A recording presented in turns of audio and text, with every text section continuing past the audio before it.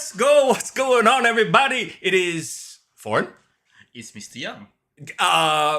Okay, wait. We need need flip to over. swap around. You know what it is? What it is? Season 1, Season 2, Season 3, Season 4, all the way, right? From the very beginning, right? The first episode always got cock out. Right? it's a tradition at this point, bro. Bro, it's a Tony Khan thing. He's messing around with us. You know, he swapped our order here. But you guys know who we are, lah. It's Mr. Young. And it's for in the building, bro. Thanks for the lunch, bro. Hey, no worries, man. We are already late. Then we still like, hey, come, let's makan first. No, bro. You know what it is? We really wanted to hear what Papa H had to say. Yes.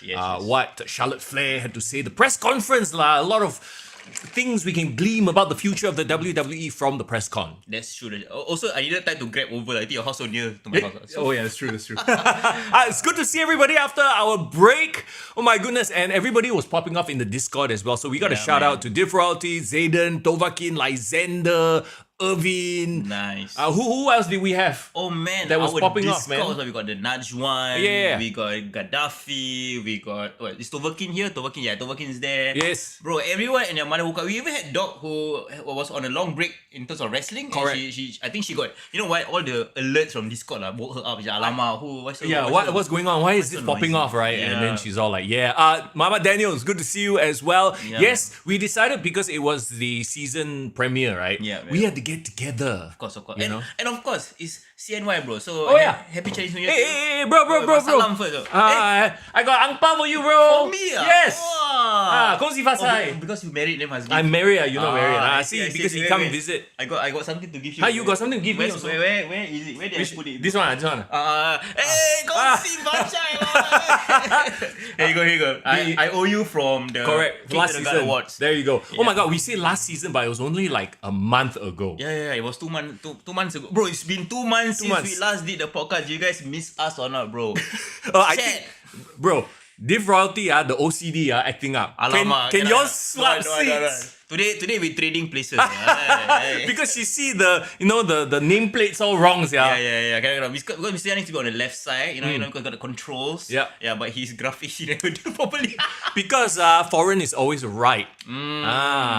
Usually, like when we are not here or when we are not in the building together, right? Foreign is on the right hand side of your screen. You guys remember, right? Yes, correct. That's why when we did the graphics, I was like, okay, put Foreign on the right, Mr. on the left. And I realized, alamak. Like right before we came on, I said, swap Terbalik lah. Alamak. It's okay, but it's okay. No, I'll use this Ong Po money to help change the graphic.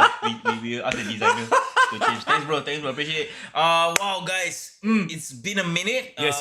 I know this is like the holiday season. I appreciate you as well taking your Sunday, your last day to technically do visiting.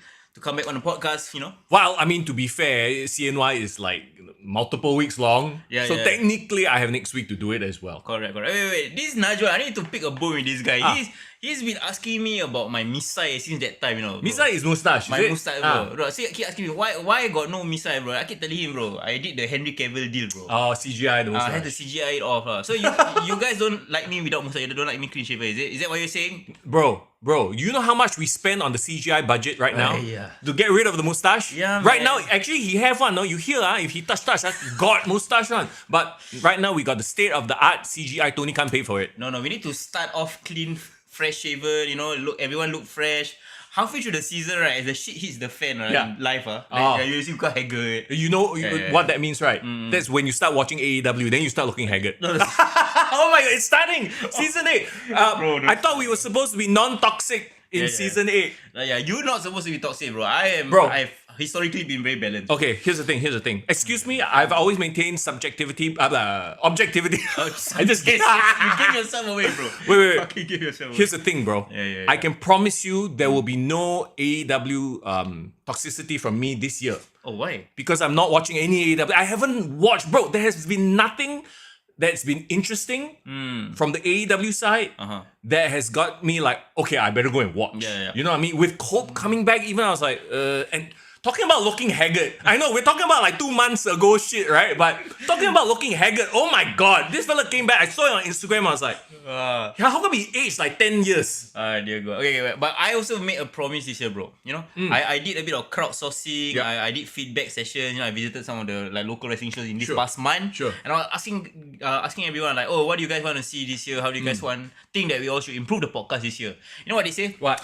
we need to avoid going on a tangent with regards to AEW. I think that's the thing that adds another 20 minutes of podcast. So we get it out of the way for like the first 2 minutes. Okay. Then we move on, I mean, look, man, at the end of the day, right, we want wrestling to flourish, and Yes. it absolutely is. You know what I did that I think you might be shocked as well? What? I watched TNA Genesis. Wow. Bro, TNA more happening than AEW at this point. TNA has been doing some great stuff, man. And like, the new partnership with TNA, Yes. WWE. Yes. I can't wait for all those crossovers as well. And we're going to talk about TNA champion, you know, that appeared today as well on the PLE. So like, it's great to have a lot of alternatives. Bro, we cannot say his name. Oh yeah. If we say his name, he might appear behind us. Appear, right? Oh, yeah, you that's know? true, that's true. Chelsea.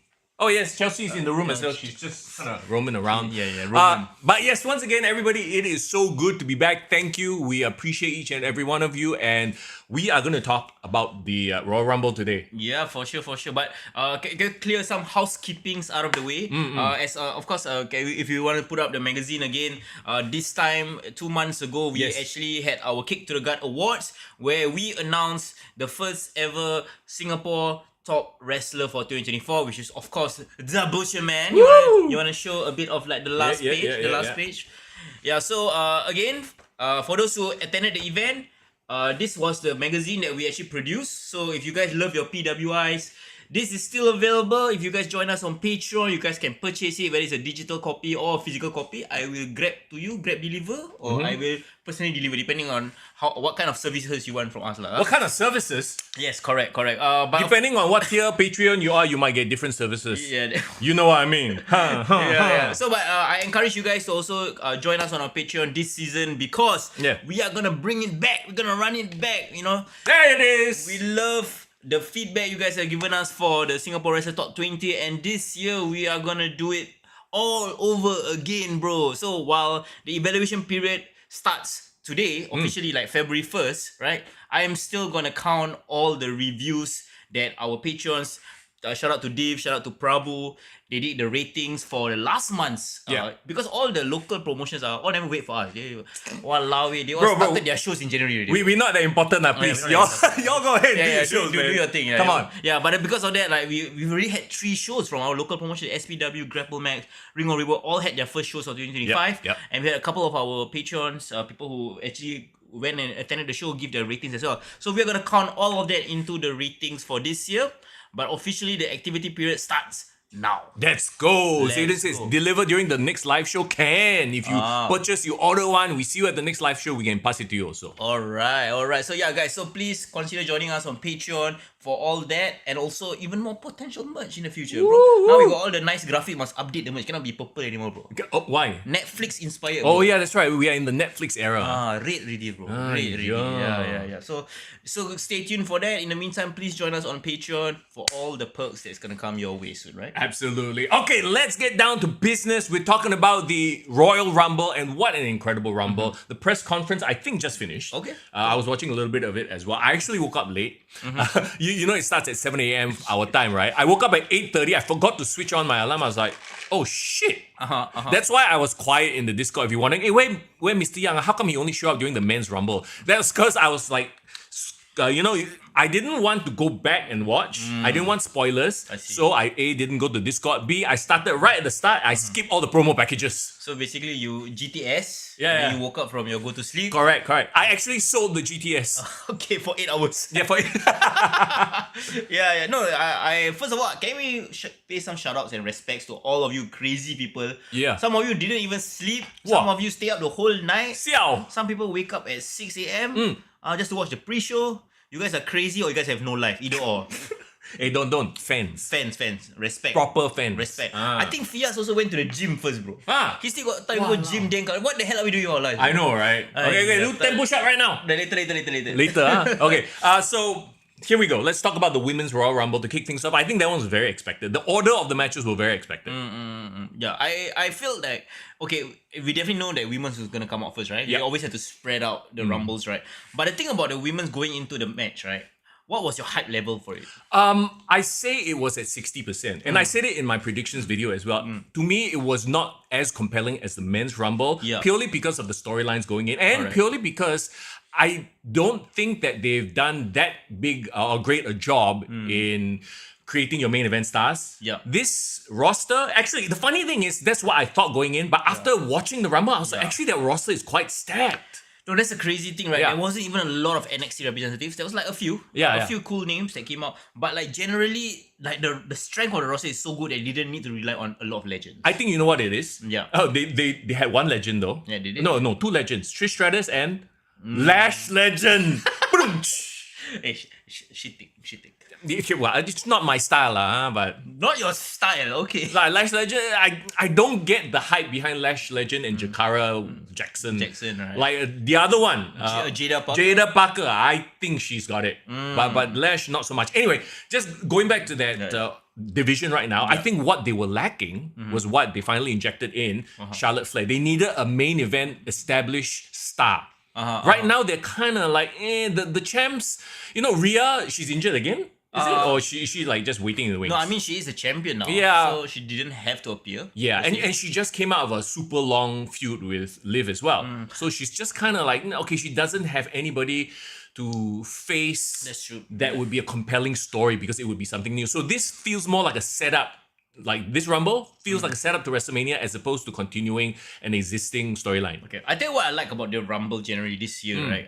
Maybe this could be a spoiler, but I feel like when I was younger, right? Like growing up, right? Traditionally, the Royal Rumble is always the time when you establish a new main eventer. Yes. Or like you can see, okay, the company this year they're gonna decide to go behind this guy, gonna try to push into WrestleMania, right? We've seen it with like John Cena, Batista back in the day. We've seen it with Chris Benoit, and he's been a mid-carder for his entire life, and then that 1 year, okay, it's time to push him up to the main event, right? So maybe this is kind of a return to that tradition, that roots. That formula. Yeah, maybe I'm not talking about the winner of the Women's Royal Rumble, but what I'm saying is I think maybe they decided, okay, let's try to build as much stars or create new stars or give new stars more opportunities in the Rumble, and I appreciated that. Yeah, I think it's what they needed to do. You know, and here's the thing.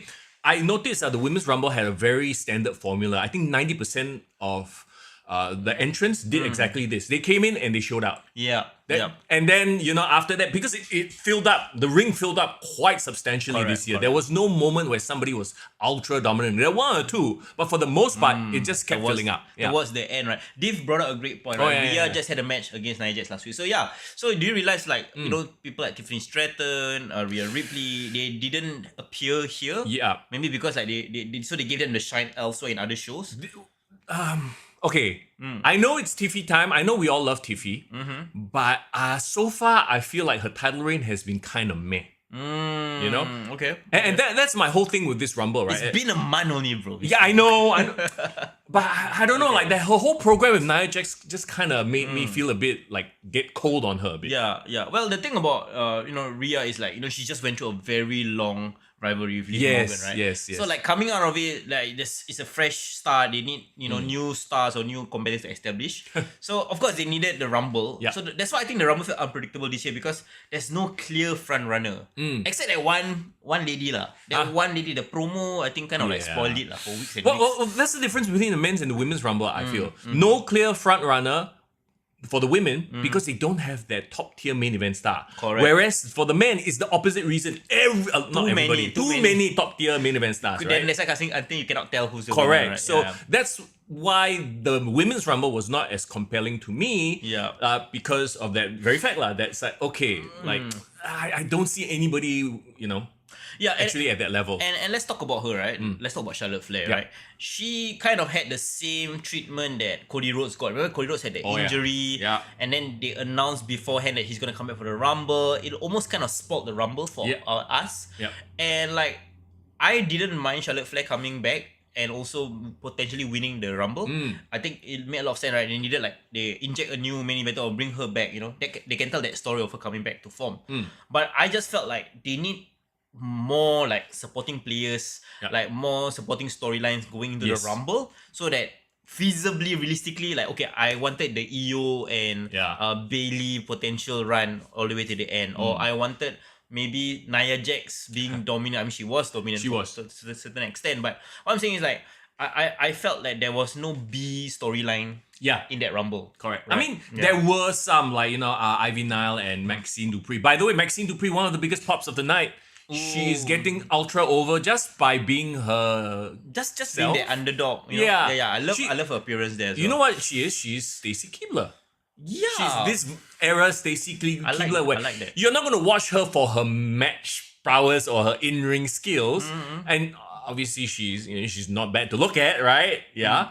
But I think she has that like eagerness that I'm willing to try vibe about her. What I like about her is this sincerity. Sincerity, yes, that's like a great she's word. trying her best to Yeah.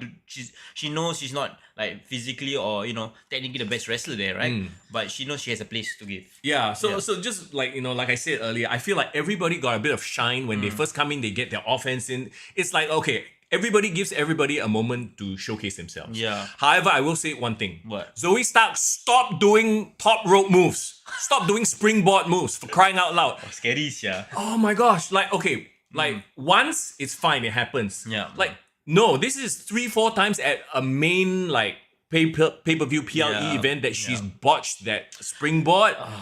Please don't do it anymore. Yeah.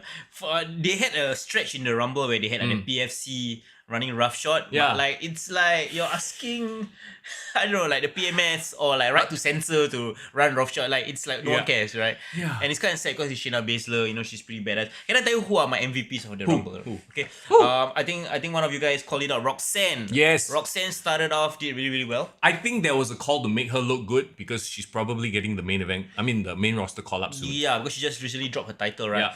But speaking of Roxanne, Muhammad Daniel, my thoughts exactly. Why wasn't Cora Jade inside this? She's busy excursioning to TNA lah. She just showed up at TNA for a bit. She in where? She- Genesis or just No, one of just the like shows? yeah, around the like Or she is Impact, challenging who already? Slamovich. Oh, Masha Slamovich for the Yeah. title. Damn, girl. So something like that lah. So yeah. No, that's where she I is. just felt like Roxanne and Cora together would have been a really cool storyline track. Yeah. I mean, now they're both heels. Yeah. Somebody else I really really love. Bro, Chelsea Green. Bro. Chelsea Chelsea was Green. getting cheers. Bro, she is my MVP. She's low key. Okay, tell me if you guys agree. Chelsea Green is like one of the MVPs of the women's division right now. Yes. Underrated one thing, right? But man, like, yeah, great. Looking at the roster during the Rumble, Yeah.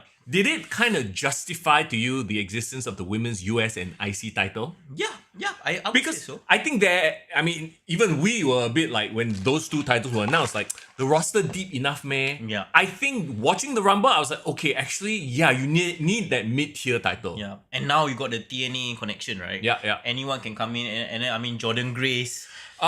Okay. So Yeah.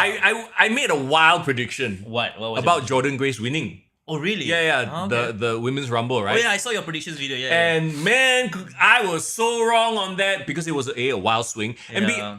I don't think they not say they didn't want her to shine, but she barely had any standout moments. Not like the first time. The first time she did. No, but the thing is, there's no even established direction for her yet. Yeah, we don't true. know whether she signed for NXT, Raw, or Yeah, SmackDown, right? yeah. We only know she just signed for WWE. So maybe this is just the start of a story. Yeah, it is. Yeah, so while Jordan Grace, congratulations to her, she's officially part of the WWE roster.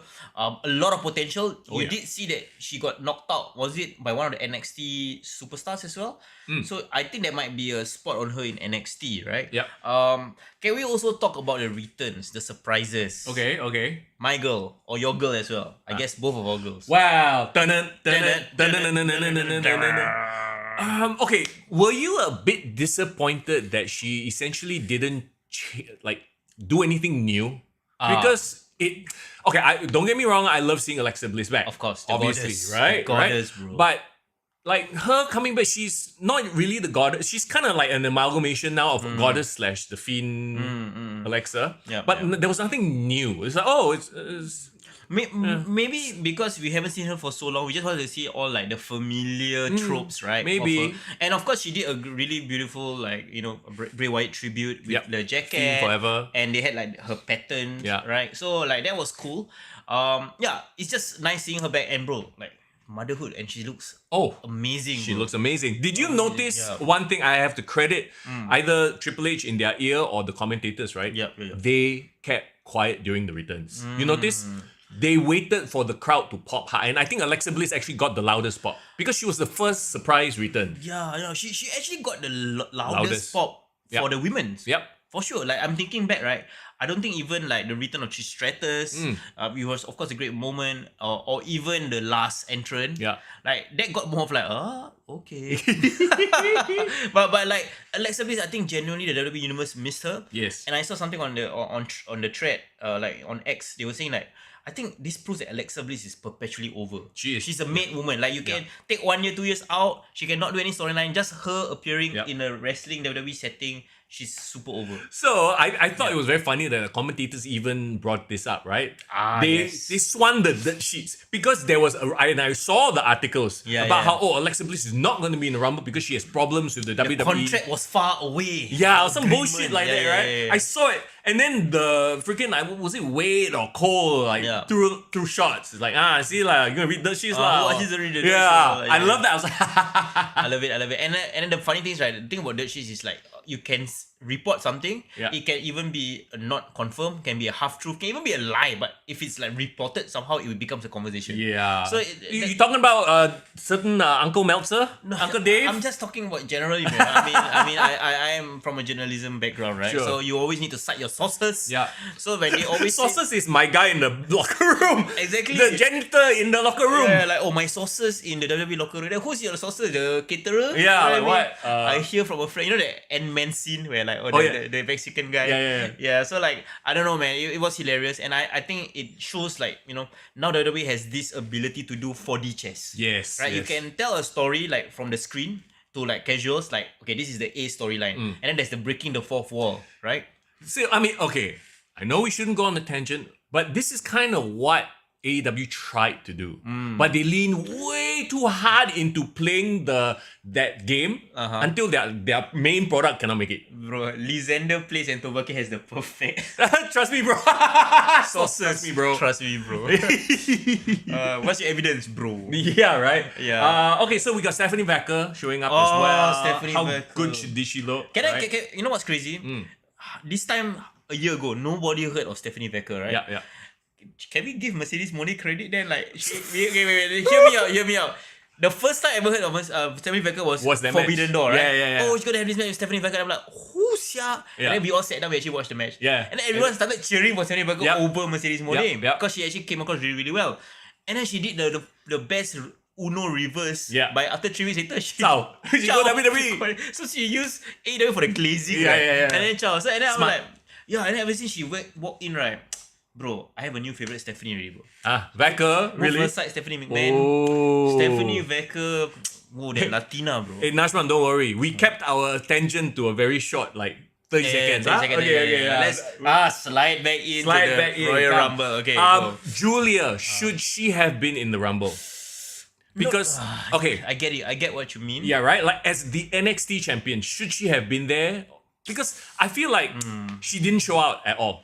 Nothing she did in the Rumble made me go, oh my god, now I want to watch NXT. Would you say that their appearance affected your mystique or ruined your mystique? Yes. And also, I have to say this. I apologize. Actually, no, I don't. I apologize for being truthful. You saw that moment where they had Io and Julia go up against each other. Yeah. And I know for the Japanese viewer, like, were they in Stardom together? Or maybe they pass each other. they passed each other. Reverse Okay. generation, separate generation. I swear they did like this Japanese, was it Joshi style? Whatever style that, they do a lot there. And we see in AEW all the time, right? They did that sequence for like a hot minute in the Rumble and the crowd went dead. Wrong audience. Yeah, it was the absolute wrong. I was like, wow. If this was in Korakuen Hall or in Japan, Tokyo Dome, or people will probably be like, oh yeah. the Or Japanese AEW crowd. audience. Actually, no, AEW doesn't have an audience. Pull back. Pascal said a good point. Julia 100% should be in, but the lack of pop was kind of surprising. Does this goes to show that NXT, while great, it's still a fringe, right? It's not main event. Like there's still levels to. How do I say this without offending people? Then just don't say it. Oh. No, just tell me how you really feel, Mr. Young. Why? I feel at this point the Julia hype has completely died. Really? to me, just seeing her in the ring, seeing her cut promos, seeing her interact with Bailey recently, she suffers from that same problem that Io, Asuka, and all the Japanese wrestlers have. They cannot act for shit. I see. For whatever reason, I don't know. Like there is I think what it is a cultural difference in the way they present themselves in the ring. And because I grew up on North American wrestling, I see. I cannot quote unquote appreciate it, right? But she's half Italian, so it's gotta be a bit of that West. Yeah, like that's not the point. Even if she full Italian, she was born in Japan. She trained. She speaks Japanese, so she's So maybe we agree that there are some cultural differences. Like we are, sometimes you're so trained in one way of like entertainment. Correct. It's very hard for you to like translate. Yeah, but you can still appreciate what she does, right? Because every time I do Google search on Julia, my hype is still there. Because of her face. Bro, arrivederci. Arrivederci. I love it. Okay. Yeah, like so I was actually a bit disappointed because I think that the crowd was getting behind Io Sky. I think they've done her well to a point where people will cheer Io Sky, but Julia was flat. Yeah, okay. The thing is, Io Sky was actually my heart's favorite. Of course it was. No, as in which other body part favorite, bro? Tell me. No, like literally, if you saw my prediction video, I said my heart says Io Sky should win it because I just thought that after her performances in War Games, what type of Google search? Bro, Google search lah, Wikipedia. Oh my god, talking. Okay, anyway, no. So like the thing about do you have safe search on? Guys. Ramadan one more month, okay. Let's keep it PG. Okay, wait. So Io Sky, I think generally I just felt that she had a run with the title, but it wasn't really truly appreciated. She dropped it to Bailey, but she still remained really, really relevant. She's at that stage where she's perpetually over. Correct. I think that she needed like a Royal Rumble win to establish her as like a permanent main eventer. Of course, we know all her like limitations, whether it's like her promo skills, blah blah blah. I get it, right? But there's the story there. I wish they had that story of Bailey and Io Sky running throughout the Rumble. It was just only mere moments where they face off. I think because that storyline, the whole damage control storyline, kind of people got sick of it after a while. It went on way too long. People got sick of it. I think they're like, probably let's not retread it because it was quite recent. Yeah, it was too early. What do you think about Bailey's hype from this time last year to compare to now? Hype? What do you mean? She had much momentum from the damage control storyline, right? Yeah, and then we all know this year Bailey has been kind of cold. Yeah. That goes back to my point of there is not that one main event star pulling everybody together and building each other, You know what they're missing? They're missing a workhorse. And I don't mean Natalia. I mean like you see, like when I say workhorse means a workhorse champion. I disagree. I think they're missing a star champion. Like how remember on the men's side, just a couple of years ago, you just had Roman Reigns. Yeah. And the rest were kind of not really around there. her. Now, then Roman Reigns pulled everybody into his gravity, and then suddenly Sami Zayn became over, Jey Uso became over, Drew became over because of that one star. Isn't Rhea supposed to be that star then? Yeah, but she was in that one feud, very focused feud with Liv Morgan forever. Yeah. Okay, so maybe is Charlotte Flair going to be that woman? Yeah, I think that's what they're banking on. That Charlotte Flair has to be that linchpin. Linchpin! Hey! I didn't plan that. Okay. I can drop bars too. She can be that linchpin where, now who's she going to... we'll get to her in a bit. We're jumping the gun. Yeah. But speaking of linchpin, bro, like, were you disappointed at number 30? Man, the one that came out is... You can look, but you can't touch. I don't know. Bro, Nikki Bella, your girl, your total diva. Wait, hang on. What? Hey. My girl? She's never been my girl. Who was your girl in Total Divas? Who did you watch it for then? I can't really remember. Oh no, that one season I really liked was oh my god, Corey Grace's wife. Carmella. Carmella. Oh, Carmella was your girl. Yeah, and they had all the story. Anyway. Okay, can. Because when it was Total Bellas, it was actually quite vapid. Oh yeah. That just goes to show her character. But stop it, you guys all on the track saying that she come back because now John Cena's last year. She wants to try her chance again. Stop it, you guys. It's not just the John Cena retirement tour, it's the love story that we've all been. The unrequited love. Can you imagine they get back together? Okay, stop it. They pass by each other in the hallway locker room. She's happily married. Bro, is he? John Cena is married, bro. Wait, John Cena is married? How do I not know this? What the hell? She's been married since 2019 So I can't imagine, what did his wife say? And the wife is like like same looks as Nikki Bella, like very Wow. brunette. Some people got a type lah. Clearly lah. How about I need to Google this. Okay, right now. while you Google, okay, what do you guys think, guys? Like, do you feel like Nikki Bella's spot in the Rumble was warranted? Like, do you feel like, yeah, it's a legend's return? Okay, so far we have no news of like whether she's coming back full time or was it just like a random run? But were you guys genuinely happy to see Nikki Bella back? Yeah, I'm curious to know what you guys think on the chat. Look, at the end of the day, right? She's still a name. She's still a legendary name, and who else could have filled that spot? Becky Lynch. Okay, maybe Becky Lynch is not ready to come back. Yeah, probably. Probably she's enjoying. I know she's doing a lot of filming and a lot of like acting gigs. But you know one other person that I wish and everybody and their mother wish that she joined or returned. Same. You wanna say it? Yeah. Okay, 1, 2, 3. AJ Lee. Yeah, I think everybody was waiting for that. You know what? I blame CM Punk. Why? He spoiled it. He made us believe, because do you see the video that Jackie Redmond did? Yes, he teased it. Yeah, he was like, "Oops, am I supposed to say that?" I'm like, "Bro, if it's not your girl, why you say that?" You know that CM Punk is a master manipulator. He is so good. He tugged at my heartstrings, bro. He tugged it out, but no, there's no. Yeah, bro, come on. No AJ Lee. Okay, but do you feel AJ Lee will definitely return to WWE eventually? Maybe not as a wrestler. I feel like she might just be at the Hall of Fame sitting next to CM Punk. That type of return, you know what I mean? Okay, fine. Yeah. But don't you want to see AJ Lee and Roxanne? Yes. AJ Lee and Cora Jade. AJ Lee could come into NXT and elevate so many people. Imagine if she actually take over the Rock's daughter's role. Okay.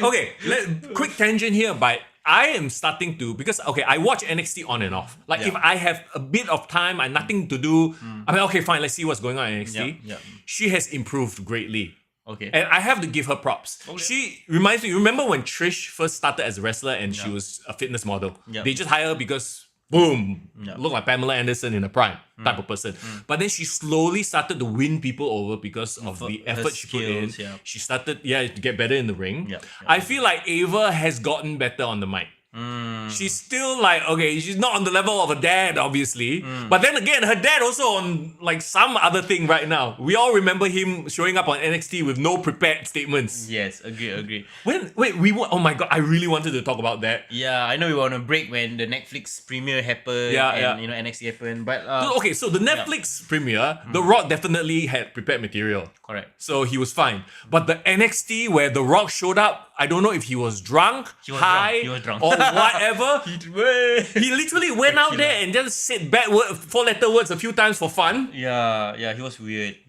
But then I think when I saw Cornette's review on that segment, he was saying like, even the best miss sometimes, even the goats sometimes can have an off day. No, but to me, there's no excuse in not preparing. Yeah. Doesn't he have a Brian Goetz? Yeah, I mean, okay, I'm gonna save my rock discussions for the men's rumble because it has implications there. Yeah. Or maybe even when we talk about Cody versus KO. Yeah. But Div Royalty say got slight improvement. Very, very, very slight improvement for Ava. No, not very, very, very slight. It's very slight. I take away too very, okay? I give her more credit.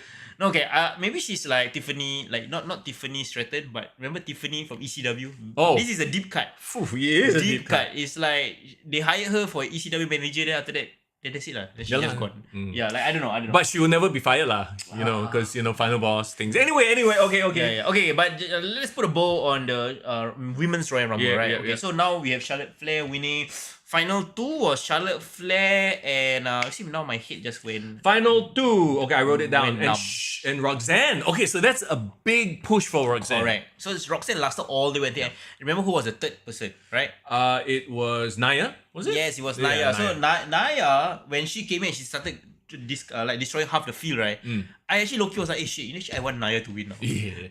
But what a turnaround from this time last year. Remember when she was number 30? And everyone and then like our favorite Joe Corner. Yeah, he crashed out, bro. He crashed out. He went crazy. Like, fuck this Rumble. But can I say, right, seeing her live, I was at Elimination Chamber in Perth last year, seeing her in the main event, seeing her performance this entire year, bro, I'm actually growing on her, bro. She's growing on you. You are not growing on her. I know you want to grow on her, bro, but I'm a growth on her. She's a grower, not a shower. She has grown on me, bro. I would even dare say, right, I like her theme song better now, bro. Even her new theme song even better, bro. Like, Her theme song made you there's grow. only one man. Where's the hand lotion? We need the hand lotion for this growing, bro. Not most girls. Most girls. Look, she's always been that monster heel that every division needs. Yeah, right. Yeah. Eh, Okay, you know how I know she's causing an impact, bro? I remember I put on Raw. Okay, she causing impact on you, bro. Making you grow. okay. Now, on now, her. now that Netflix has made WWE so accessible, right? You know, sometimes I have it on the background, right? Yeah. Right. So like, I don't know, I was had Raw, SmackDown, or whatever it is. I had it, and I remember like I was doing work with my girlfriend, and then yeah, for some reason, Then you grow. no, for some reason it was a segment with I think Tiffany Stratton or Nia Jax. Yeah. Oh god. And then my gauge of whether something is like translating to a casual audience if my girlfriend makes a comment like. So she was like, "Wow, that one is in the women's division, ah." And then you know what she said? What? How come every other girl is still alive? She can kill all of them, right? No, Yeah. But see that is a great comment to bring up as well, because for most people, the visual makes a lot of sense and difference, right? That's true. That's why whenever you have what was that tiny girl's name again from AEW? The Japanese girl. Riho is going toe to toe with these horses, and they're selling. It's like, okay, I know. I'm sorry. Let me keep it to less than a minute. Okay, here we go. Okay. It's like if you watch Avengers movie, right? Yeah. And then suddenly Thanos is getting his ass kicked by Ant-Man for no reason whatsoever, and then you see the CGI also a bit rabak. Like, that's exactly what that is. Okay, then how will you explain Trish Stratus going toe to toe with Nia Jax? Is she Captain Marvel then? She Captain Marvel. That one I cannot. She got the OP power. She got legendary juice. She got legend contract. Yeah. Legend contract lets you plus 5 power. Plus 5 power, yeah. No, I mean, Nachon. Hey, Nachon, you miss my hand lotion, is it? My new place, I don't put hand lotion anymore. Yeah. It's all raw, bro. Raw? Raw, as in you watch Raw. Yeah, it's raw. When you smack down. Nachon said, "Oh no" is the safe word. Oh no is like we need to reel ourselves in. Okay, oh no. Yeah. So I was saying like, yeah, Roxanne had a great performance. Yes. And the thing is, when Nia Jax was eliminated, I was genuinely thought like, okay, fine, Charlotte Flair is gonna win, but how is she gonna win, and how will the crowd react to it? I was actually listening out for the crowd, and to be really honest, the crowd was 70-30. I would say 70% was cheering. Right, yeah. Look, the second it was Roxanne and Charlotte, you knew it was going to be Charlotte already, what? Yeah, there was no way Roxanne was going to win, right? Yeah, I mean, too early in her career, way for too sure. early. But Charlotte winning, I think, opens up a lot of doors. I know, the to me the thing that made a lot of sense would be Charlotte and Tiffany, just from a visual standpoint, right? Blonde versus blonde. And blonde versus blonde, like new generation, old generation, both can do moonsaults. Both are super athletic. Like, I like that story if they want to tell it. But I know where you're gonna go. But Rhea might be like, you come and target me because I have a bone to pick with you. Yeah. And they are 1-on-1.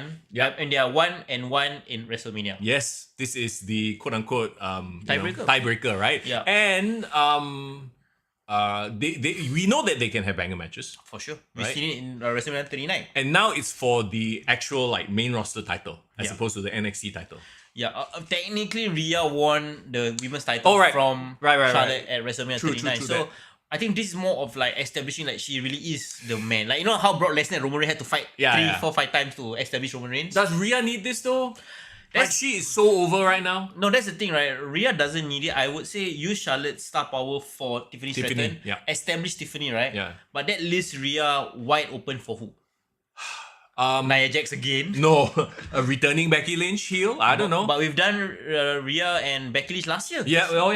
True. So the only way I think there needs to be a new contender that steps up, and if we don't know, it could be Io, it could be Bianca Belair. That was always a dream match, but Bianca needs to be built up again. Yeah.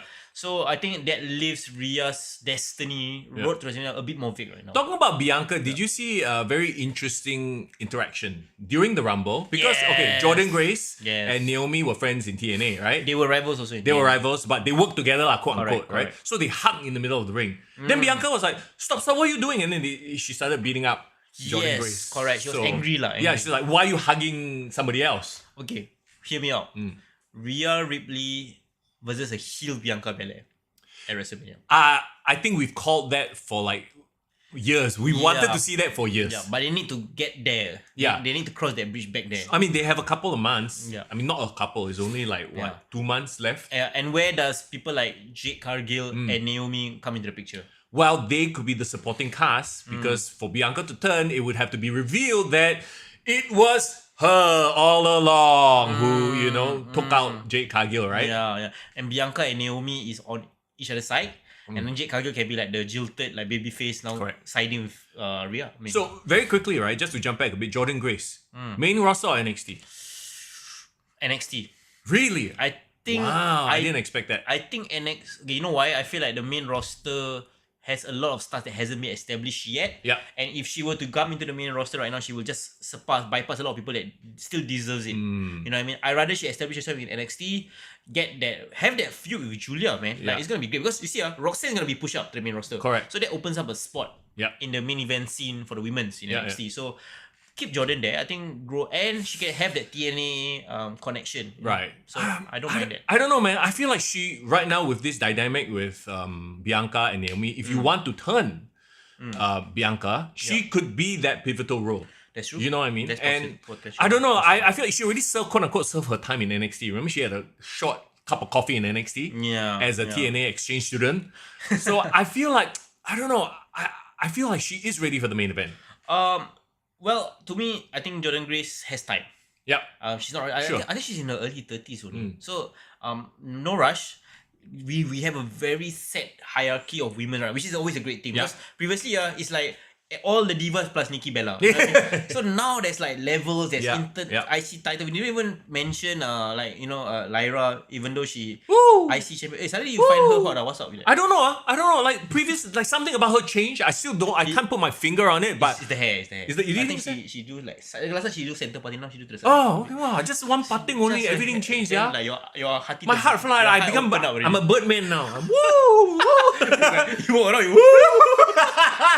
Lucky your wife bro. Okay. Anyway, okay. Chelsea is behind us. She might.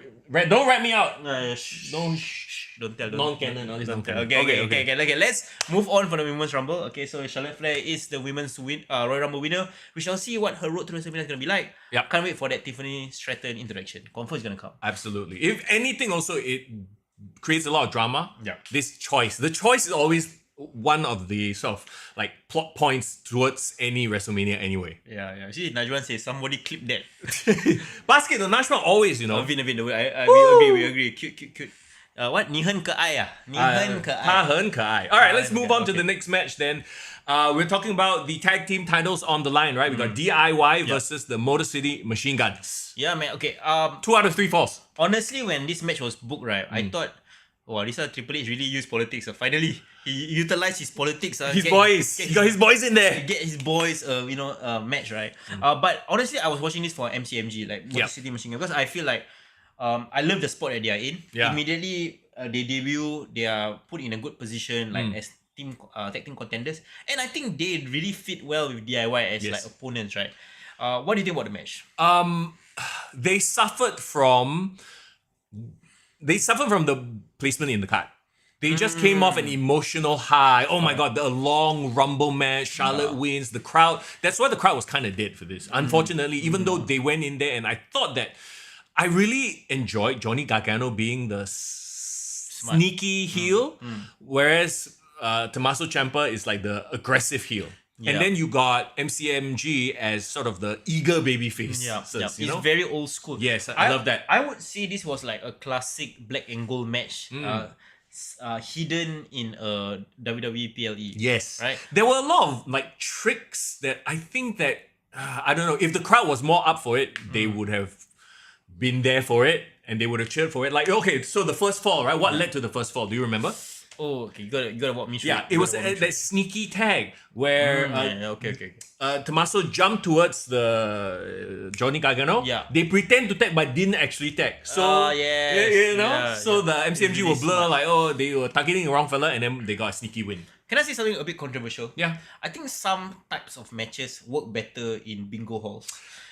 Yes, you took the words right out of my head. Yeah. I think this might have flown over the heads of everybody watching. Because it's a stadium, right? Yeah, like, yeah. I just felt like this kind of matches, like a very NXT takeover, you need a small crowd, like a Hammerstein ballroom. Like these type of trick plays, quote unquote. Yeah, where people can literally see everything that's going on, and like half of the crowd can be cheering. Yeah, you got it. Oh, it's wrong. Like there's that interaction of the intimate crowd. But because whatever they were doing was played out to such a big stadium audience, I felt like things were lost in translation. And they are all there. In the nosebleeds, they can't see if you got tagged or not. Correct. And if you don't have the commentators in your ear, you're not even gonna catch that yourself. So I wouldn't blame some of the audience for like switching out during this match. Yeah. Like, they probably had to go take a shit or pee. Yeah. Half the audience was like going to buy popcorn. Yeah, but I agree with my brain. Jason, Jason, yes.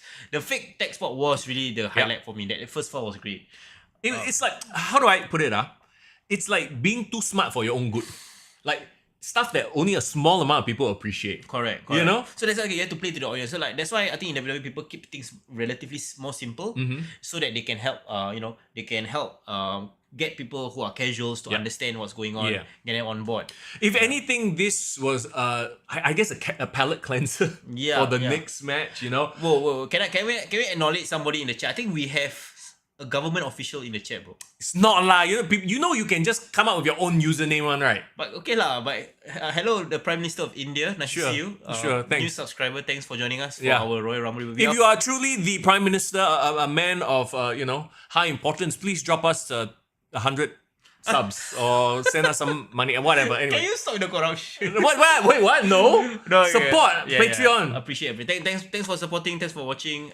Please leave a like and comment as well. Yeah. So we were talking about it, right? So that was the first fall. I wanted to like cycle through really to the end because like I want to talk about the ending, but you want to talk about the other two falls as well? No, it's fine. Like, that's the thing. I think the crowd really affected the match because the match was a well-wrestled match. Yeah. There were a lot of clever spots, Yeah. maybe a bit too clever as we alluded to earlier. Yeah. But I think they only woke up when, near the end, Street Profits showed up. Correct. And of course, DIY stealing the victory, I think, is becoming a bit of a running theme with them. Yes.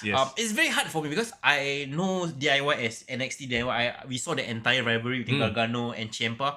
It's almost as if it has been retconned and now they're like best friends. So it's very hard for me because there's a disconnect there. But I do like that they are a very solid heel tag team. MCMG, they feel like Hardy Boys and Dudley Boys, they can fight forever for like the next couple of years, because they were very smart when they first introduced MCMG. Immediately, okay, you get the titles. They are established. They are not flash in the pan type wrestlers. They can go in the ring. Correct.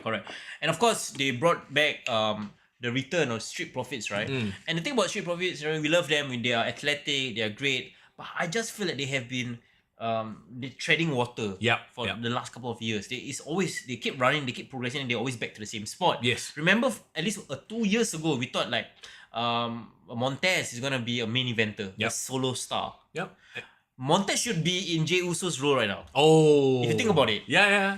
His trajectory. But now they're back here and they're gonna potentially, be a contender for the titles. What do you think about them?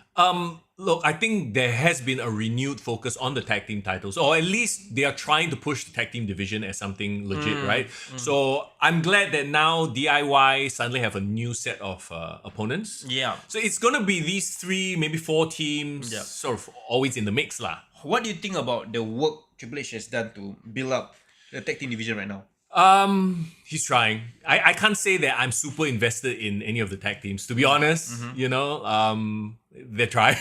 Okay. It's okay. Let me put it this way. Yeah. It's a side dish. It's not a main dish. Which is okay. Yeah. I think tag team has always had its place. There was a time where tag team was the main thing because of like you had KO and Sami Zayn. We had the Usos recently, right? But I'm a regular SmackDown watcher, right? Because SmackDown is on Saturday morning. It's easy to watch. Can I just say SmackDown at 3 hours seems like a bit of a chore. Correct. 3 hours SmackDown, not the best. A lot of filler. I hope that's temporary. But the thing is, right, when you watch SmackDown, you realize that they actually lean a lot on their tag team division for matches. Like you have Pre-Deadly always having interactions. You have Legado. We even have the now Garza has a Los Garza. Los Garzas, Like they are giving them a lot of time because they need to fill up time. Correct. But my point I was trying to get at is like while they have a lot of time, we haven't formed any connections with any of them. Though I would say Pretty Deadly, low-key, I like them a lot. Yeah, boy. Yeah. So they're cool. So SmackDown tag team at least highlighted. So kudos to them. I think Raw, they've been always around Judgment Day, so it's always stuck there. Well, now they have the War Raiders. Yeah. Still stuck there. I Still would say. stuck, yeah. So they have the teams. They just need to create the connection with the audiences. True. Yeah. DIY they retain. I'm not surprised. They need a longer run with it. I think they need to be established as this cheating, devious heel team. Agreed. And also they need to be built up with more promos. I feel like they need to do what Jacob Fatu and Tama Tonga does, walking backstage and like, and then like every week Jacob Fatu dropping bars. Yeah, like he's a rapper, bro. I Yeah. think he's like Fat Joe right now. Bro, we'll get to him in just a little while. we'll We get have so many things to say. But there you go, that's your tag team titles. Let's move on to Cody versus KO for the undisputed WWE Championship. Yeah. First things first, shout out to Papa Roach. Apparently they're still alive. What the hell, bro? Because their pre-hype package, right? They finally used a rock song for pay-per-view. Yeah. Bro, I felt like I was a 2000s kid all over again. Like, I just feel like rock music for main event matches feels perfect. Like, Yeah. I love The Weeknd, but like if you play The Weeknd to like a main event match, like no, you need something badass like rock. Yeah, you can have The Weeknd for like an event like tune, like the theme song of SummerSlam, that kind of thing, right? Yeah. I mean, even this Royal Rumble, the theme song was what? Charlie XCX, bro. Yeah. What the hell? I mean, I got no comments about that. Okay, they're leaning into youth culture. Fine. But bring that rock, that seriousness for the main event. So I thought they told a great vignette story, right? Yes, they did. Yeah. If you were not a fan, you had no idea what's going on, you watch that 2 minutes, establish completely what's the hell, why KO is fighting Cody Rhodes. So KO has been the MVP, right? Do you think so? Is there a KO is right t-shirt out there? Because there is. Yeah, there is. I'm surprised that is not like a top seller. He needs to sell it, bro. He needs to sell it. So KO, to me, when he first started out, remember he had that one-off match. I think was it Clash at the Castle, or was it Money in the Bank, or was it Bad Blood? He had like a one-off match when they were both still baby faces. Oh yeah, and that was the one where KO didn't want to go for Cody's knee or some injury. And then he lost because of that. Yeah. When that match happened, right, we thought like a bit lame lah. Like KO and Cody Rhodes, I don't feel anything for this feud. Because he was still face at the time. Correct. But then something happened, bro. Like I think the story of KO, like while we've been focused on the bloodline for so long, his story with the bloodline has been bubbling and like parallel journey with the bloodline. Like he's always been that guy that always gets one up by the bloodline, right? It's like that, like you watch a TV show, season 1 focus on this epic storyline, and then the side character was there the whole time. But then season 2 now they focus on that side character, and he brings back all the references from the first season. Yeah, so he's that guy lah. Yeah, and Jason, another great point, right? This match, the 7th time he has lost a world title match at the Royal Rumble. I can't name all of the matches, but I know he have fought Roman Reigns a couple of times. Yeah. Last year he lost to Logan Paul at the US title picture, right? He's always been, unfortunate to say, he's always been that one contender that the champion fights and defeats before he goes on to the main rival. Yeah. He's always been that guy. Well, and then again, I don't think he's complaining because he's been doing really, really good work. I'm sure he's paid very well. Yeah. And the thing is, right, KO is a great utility guy. He is. He does everything well, and I think he actually elevated this feud more than Cody. Yeah. He did, like, from his shirt wearing that is stirring shit to his justified heel turn. Very justified. Promos in the car. Them making the pile driver a thing. Bringing back the Wing Eagle title. Claiming it for his own. Like, all these things make sense. And remember, we were even thinking, if Saturday Night Main Event that first time, he should have won just to shock the crowd. Yeah. It's a testament to who he is as a performer that he can lose so much and still be relevant. Always be there in the picture. Both a testament to him and the booking lah. Yeah, agree. So like this match itself, a lot of the heat was brought on by Kevin Owens. They had the ladder stipulation. They had both titles hung up. And they really went all out. I think they were trying to prove a point to tell this story that the story that they're trying to tell is that Cody Rhodes has been the champion for a while now. He's starting to feel the pressure of the championship. And I think CM Punk's promo last week really brought it to the spotlight. Bro, I love that promo, and that actually gave me like the desire to see Cody versus CM. Now, obviously, they could still set it up, but we might not see that, right? But I like that it planted the seeds of Homelander Cody. We've been talking about it ad nauseum, and I think maybe now's the time to start. But we know Triple H, he will not rush it. Yeah. So, like he cracked a little bit in that Give promo it with a CM bit of Punk. time, yeah. And then maybe after this match, at the press conference, I know we're jumping ahead, but at the press conference, they said that, his status is unknown because he has suffered multiple injuries. Yeah. So I'm like, oh, okay. Yeah. And So, that's the thing. I'm thinking to myself, like, Kevin Owens, this match, this whole rivalry might have broken Cody Rhodes. Right? yes.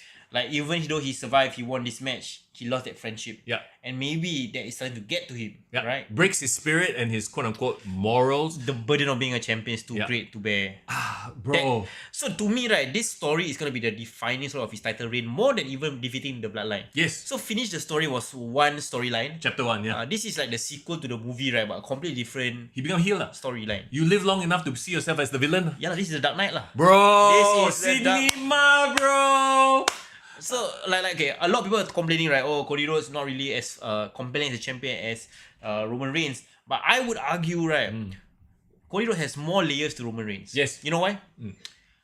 Roman Reigns, right? He found gold, right? He struck gold with the Bloodline storyline with the head of the table, Tribal Chief, right?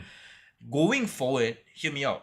His entire persona will just revolve around being the Tribal Chief, and the things that happen revolve around the island of relevancy, right? Yep. He cannot reference the big dog. There's a disconnect between the big dog and the Tribal Chief character. He can mention the Shield, but he doesn't really talk about it and embrace it as part of his background. Yeah.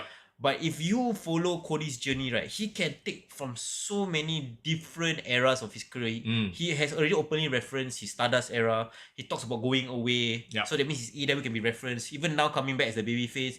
And now he can reference like the burden of becoming the son of Dusty Rhodes. Like, he has more layers to his character that we have not unpeeled compared to Roman Reigns. Because I feel like we've seen all that Roman Reigns can give. Ooh. The hot take, I know a lot of like fans of the Tribal Chief, but really, what is he gonna give other than being the Tribal Chief? Your Right. Tribal Chief, original Tribal Chief. Yep. Then what? Medium-sized Tribal Chief. Like, there's nothing more that I think he can give in his character unless he shows a new layer. Unless he becomes, I don't know.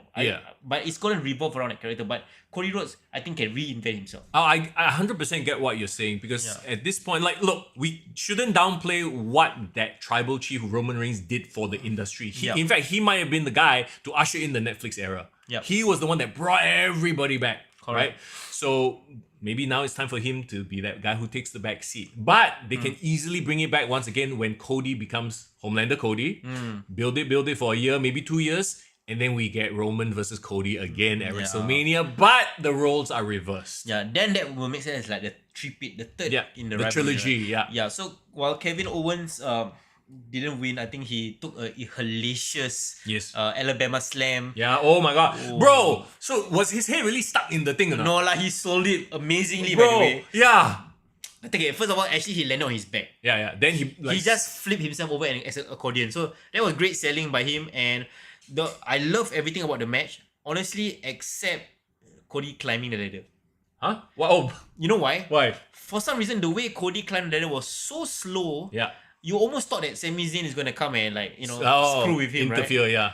But there wasn't any like tight shot zoom up to his face saying, kind of like teasing that moment. Yep. Nothing. It was just him climbing very, very slow. So by the time he actually pulled it down, it was a bit anticlimactic. That's my opinion when I was watching the match. What do you think? Yeah, same. It was that fast shot the whole time, right? Correct. Weird. Yeah. So I was thinking like, is somebody gonna come in? Yeah. Some shit's gonna happen. Nothing happened. So, Alfred brought up a great point though.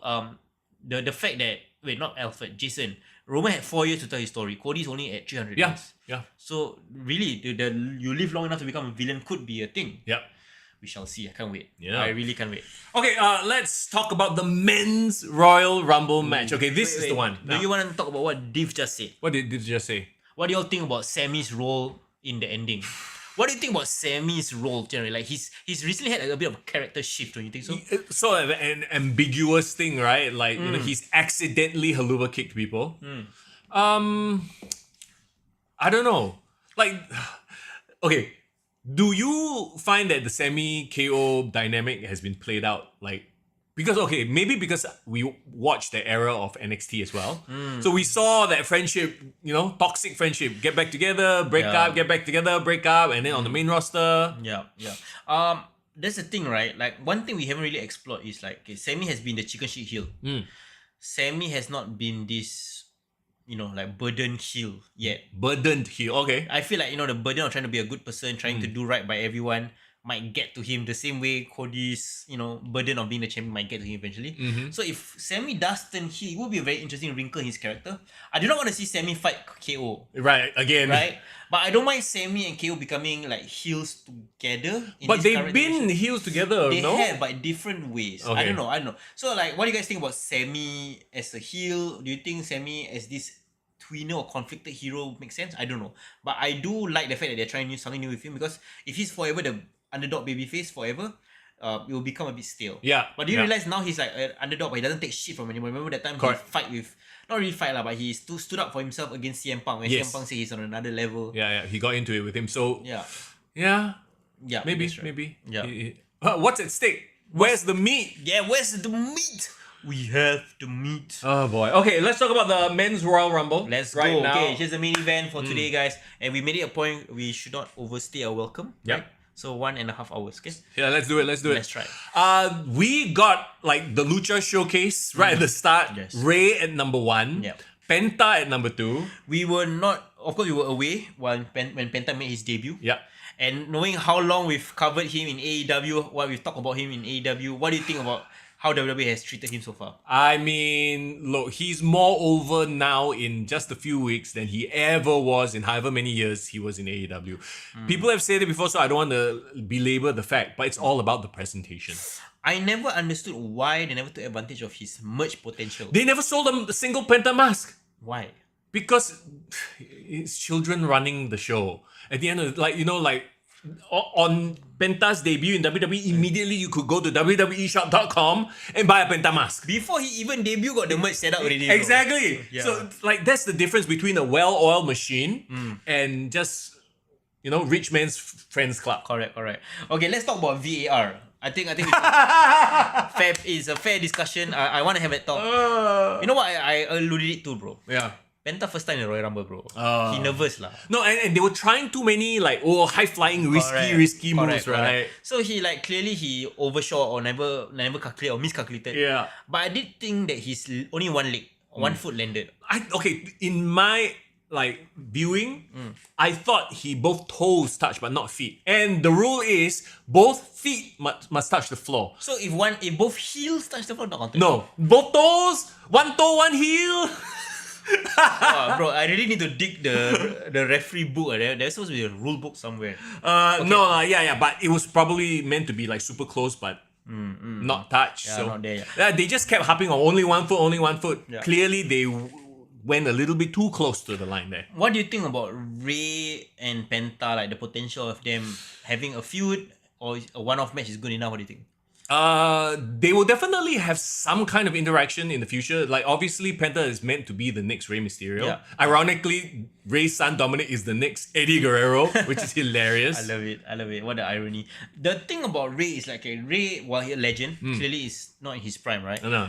Bro is 50. That's amazing. Bro, the fact that he's 50 and he can still do stuff better than a lot of the young guys. He's definitely not the age like Chris Jericho lah. He still can show a bit of athleticism. Oh, don't get me started, bro. Why you say that name? Okay. But the thing is, Ray doesn't show his face, so he covers his mouth. So maybe you don't know whether he is or not, right? Yeah. But so far he's moving quite well. But the problem is, right, I do not want to see 50-year-old Ray versus Penta. I would have preferred to see 31-year-old Ray versus Penta. That would have been amazing, right? But we can get that match, bro.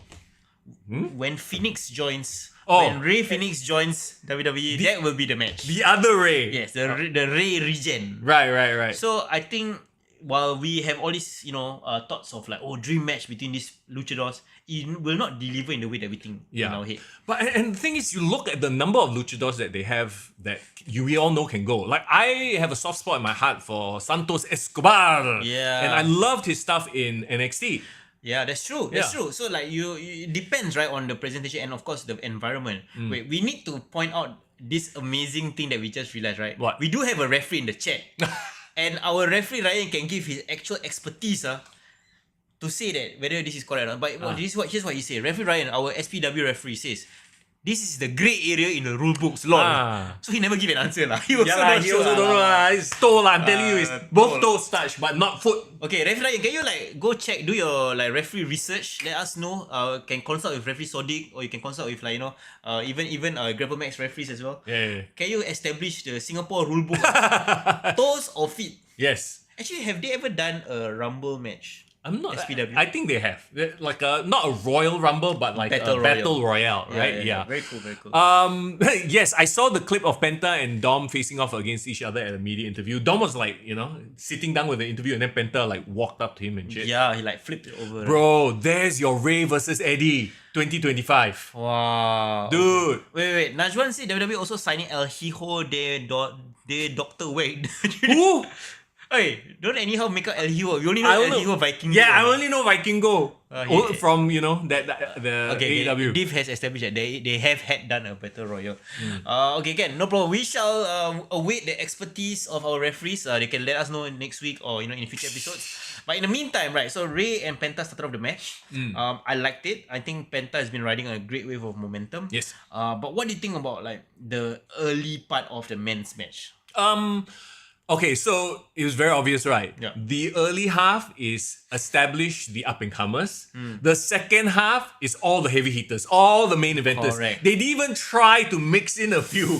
You know what I mean? Yeah. Because like right off the bat, I think the first quote-unquote like upper mid-card guy was Braun Breaker. Yeah. And of course, the second he came in, he cleared house. Correct. He didn't spear everybody and that kind of shit. I would still say the standard bearer for the best Royal Rumble, best booked Royal Rumble is still Royal Rumble 2020. Remember that Rumble? Yes, it's the one with that Drew one, Yeah. where Brock was eliminating everybody. It was also a story of two halves. Correct. I would say it was a story of three halves. Three, all right. Three Three halves. Three halves. Steiner man. We just talked about Braun Breaker. He hits us with the Steiner man. Hey, Three don't halves. play. He's a uni graduate. You know he say on Twitter. No, like it was Three halves. story of three thirds because like I remember the first third is Braun Breaker. Sorry, Brock Lesnar. Eating everybody. Recently accused Brock Lesnar. Shout out to him. Oh shit. That's right. We shall talk about that later. So yeah, remember the first third was Brock Lesnar. Yeah. Remember what was the second third? The second third was Drew. Drew was established as he came in the second third of the match, right? Yeah. What was the third of the match? The final third, I can't remember. I thought it was Drew winning. You think you know me? Oh yeah, Edge coming. Yeah. The return of. Oh. Okay, so why yeah. I thought that was a gold standard for how a Royal Rumble match should be booked. Very clear, defined story structure. Okay. Yeah. But this one is really just through all the stars. Yeah. This, you know what it is? Yeah. Like, this is typical of Disney in their multiversal nonsense where they just throw everybody and the mother throughout. Correct. So this is exactly what this Rumble was. Correct. So like again, you say like the first half you have all these like normal people. No, normals, yeah. Walao. I mean Santos. What can you say about Santos? Up and coming, like lower mid card to mid card, and you had your quote unquote celebrity segment as well. Correct. We'll talk about it in a bit. So like, first of all, let's talk about like the people I was disappointed with that didn't have a performance. Bro, Ludwig Kaiser, bro. Poor fella, bro. Okay, he went out there, and I said this in chat, right? Yeah. Would you rather spend 20-30 minutes in the ring with a bunch of sweaty dudes, or go back and have some tiffy time? I mean, the dude's a winner. Already. Yeah, he's won. Like, he won already. He can not do anything the rest of his life. What was funny about his entrance was he like ran to the ring, right? Yeah. The long ass ramp, and then when he reached there, he stopped. He's and like, he started walking about. No. He's so doing smart. Yes, he's doing the typical smart heel. Why should I get into the ring? Correct. And another thing is like, okay, so we had all these like established up-and-comers, trying to kind of fill up the space, right? While the match was happening, I actually had my live stream on. I was having iShow Speed stream on the background, shit. right? iShow Speed of recent fame when she was streaming in Singapore and turned the whole country into a zombie. Bro, Yeah. His fame predates that, but yes. Yeah, I know, but he's like, one of the top streamers. He has been relevant. He became relevant, I guess, to us, public consciousness in Singapore. So when he started off the stream, right, I don't know what the hell's going on. I just put it there while watching Rumble. So he was just chilling backstage, right? Yeah. And then he really like a Sims character. I was telling you, he really like NPC, just walking around backstage. Like universe mode. Yeah. Interacting with random people. So like, I think within the first 5 minutes, he was like talking to Bianca Belair and not bad. and Naomi. Yeah. He asked. I think he's a bit. He got a bit of a BDSM fetish lah. He asked he asked Bianca, can you whip me or not? with her hair. Do it for the content, bro. Yeah, so he got himself whipped. Influencer life. Yeah, and then he was looking for John Cena, and then he found John Cena in the room, and then he walked past him and said, "Where's John Cena?" He just kept walking past John Cena. Lame. So that was one thing he did, and then he just started sitting down, and a bunch of random people came up to him, like the Miz, I think even Dominic and Liv Morgan. Yep. So I think the interaction was all interesting, but then something happened. I was like, can't be. He just stream and talk to people, and the Rumble is happening. What? And the fact that he was in Gorilla. Yeah. So when he started wandering around, he ended up in Gorilla, and then like Stephanie pulled him in, like, "Hey, come hang out. Let's watch Rumble from behind the backstage." Yeah. And I'm like, the Rumble is happening, and he's streaming. Yeah. Can't be. Like, come on. And then... Okay, and then at that point I was focusing on the stream because I was listening to what he was talking to Stephanie, right? But I was from the side of from the corner of my eye, I was seeing like the chat going crazy, talking about Tozawa being injured. Yeah, I think you were talking about it. Well, okay, here's the thing. Tozawa, Carmelo Hayes, essentially, he was the one who got eliminated, right? Yes. Then he's walking to the back, he's angry and everything. Tozawa comes out, and then just one shot only, one wipe. He didn't even hit him with a chair, he didn't power drive him, nothing. Just apparently the rampway, that's if you attack somebody in the rampway, He just died. Dire consequences, concussion. He just died. So yeah, he kills Tozawa by the ramp. Yeah. Oh, we need a replacement. Yeah. So I was like, wait. Tozawa, let me look at the check. Okay, Tozawa is dead. Why? What happened? And then at the exact same time, I looked up. I saw in the stream, right, from the corner of my eye of his stream, it was Tozawa walking into the back. Oh. And then it was Triple H at the background, like checking in on Tozawa. Oh. So right, I actually got the both angle view of what was happening. Like on my Netflix TV screen, Yeah. I saw the camera follow Tozawa to the back and Triple H checking on him, right? Yeah. But at the background, you can actually see Stephanie and Speed talking with, Yeah. with his own streaming Yeah. equipment. And I was looking at his streaming screen, and I saw that Tozawa and Triple H were back. I was like, holy shit, what is this moment that's happening right now? Yeah. And then when Triple H said, "Hey, Speed, get over here," and I'm like, oh, man. I mean, when you mentioned that Speed was in Gorilla, Yeah. I was like, cannot be. Cannot be. Surprise entrance. And then when Tozawa got injured, I was like, oh, they're doing it. Because it was like, okay, no, you're in. And somehow the WWE production truck, they whipped out a theme music and entrance video Wow. in 2 seconds, bro. That's how professional they are. Bro. Like, let's not even... That's how professional the WWE production is. Let's leave it at that. They have someone better. Dave Meltzer. They probably have not Dave Meltzer. What's his name? The one that makes all the music theme song. Jim Johnston. Yeah. They have an AI, bro. Yeah. AI make the music on the spot. Wallah, damn fast. Yeah, damn fast. Can we agree that only in 2025, right? Is this possible? Yeah. Can you imagine in 1990, Nope. you watching Royal Rumble as a kid, you're like, in 30 years, right, they're gonna have a live streamer stream his real live stream while the Royal Rumble is happening, and he actually stream all the way inside. I think it goes to show the power of non-traditional media. Yeah. And I think WWE is so smart in capitalizing on it. Because say what you want, right? WWE, we love it. Yeah. It is mainstream adjacent. It's not movies. It's not TV shows. Like Squid Game is mainstream. Yeah. Like Avengers movies are MCU, mainstream. MCU, yeah. DC movies are mainstream. WWE still has that. It's still a bit on the side. So why not go to non-traditional media means? Yeah. Right? Your Logan Pauls, your Kai Cenat, your iShowSpeeds. They command millions of viewers. They are also like Mr. Beast as well. Yeah. Those people, they want this sort of exposure because they are not embraced by mainstream media, because mainstream media is threatened by people like that. Yeah. And I think WWE is in such a great spot where they can have multiple audiences bringing them in, right? You can have all these streamers bringing in their crowd. Yes. But also they can have celebrities established. Like we've literally had Matthew McConaughey on Raw at Texas like just last week. They are just pulling in references and eyeballs from everywhere. And that's how they need to do it. I think the cool thing about wrestling is wrestling doesn't really alienate people. Yeah. Except their own audiences. Yeah. Like except their own tribalism. Unless you are AEW, then you only cater to one. We are guilty, of course, because we are, tribalistic. No, we are not. We are as objective. Okay. Okay. Oh no. All right. Safe word. Can we talk about poor Jimmy Uso? Yeah. Like, and then the crowd just like got to their feet. Oh my God, is it Jimmy?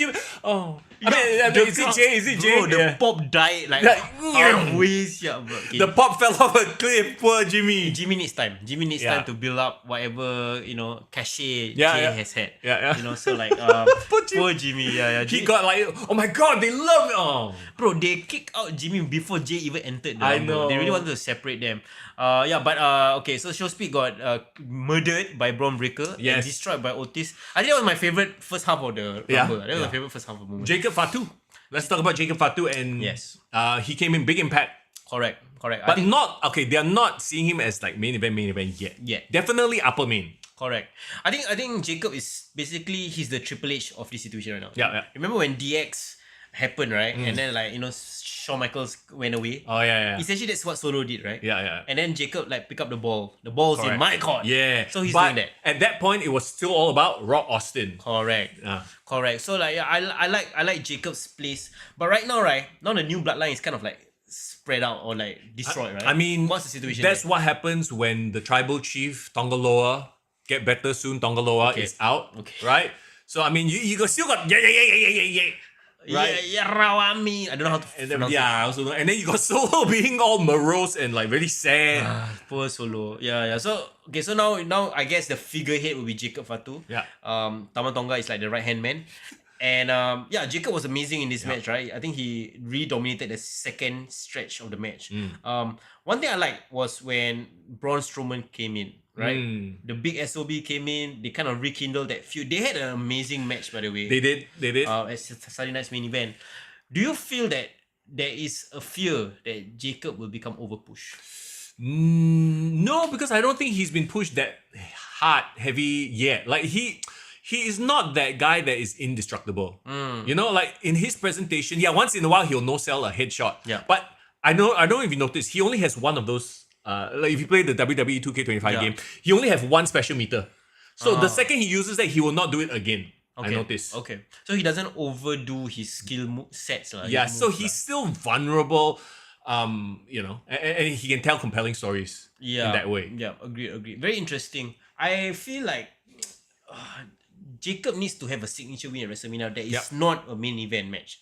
So whether he has a retread with Braun Strowman, whether he has like a one-off match, because there was a couple of very, very cool things that happened. I think he had a brief standoff with Damian Priest. Damian Priest was the one that eliminated him, right? Move on from there. He talked about his braids. You can braid your hair all you want, but don't get it twisted. Bars! You of all people must appreciate the bars that he's been dropping. Yarwarami. I'm gonna beat you from post to post on NBC live, coast to coast. Whoa, bars. Okay, we appreciate. We appreciate. Part 2. Okay, never mind. What were you trying to do? I wanted to like come out with a bar. Then I'm like, no, I'm not Jacob Fatu. I don't think I can do it. So Jacob did well. Talk to me about that. There was this stretch in the match where everyone and their mother came out, right? All just stars after stars after stars, right?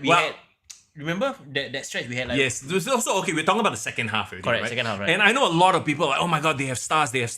Let's not forget that the WWE had a lot of these people, these individuals a couple of years ago, but Drew, for example, Jay, for example, but they just weren't there yet. This is testament to the story building, the universe building that they've been doing for the past couple of months/years. They have grown. To a point where now they actually do have that many stars. So this is, I credit the booking for this.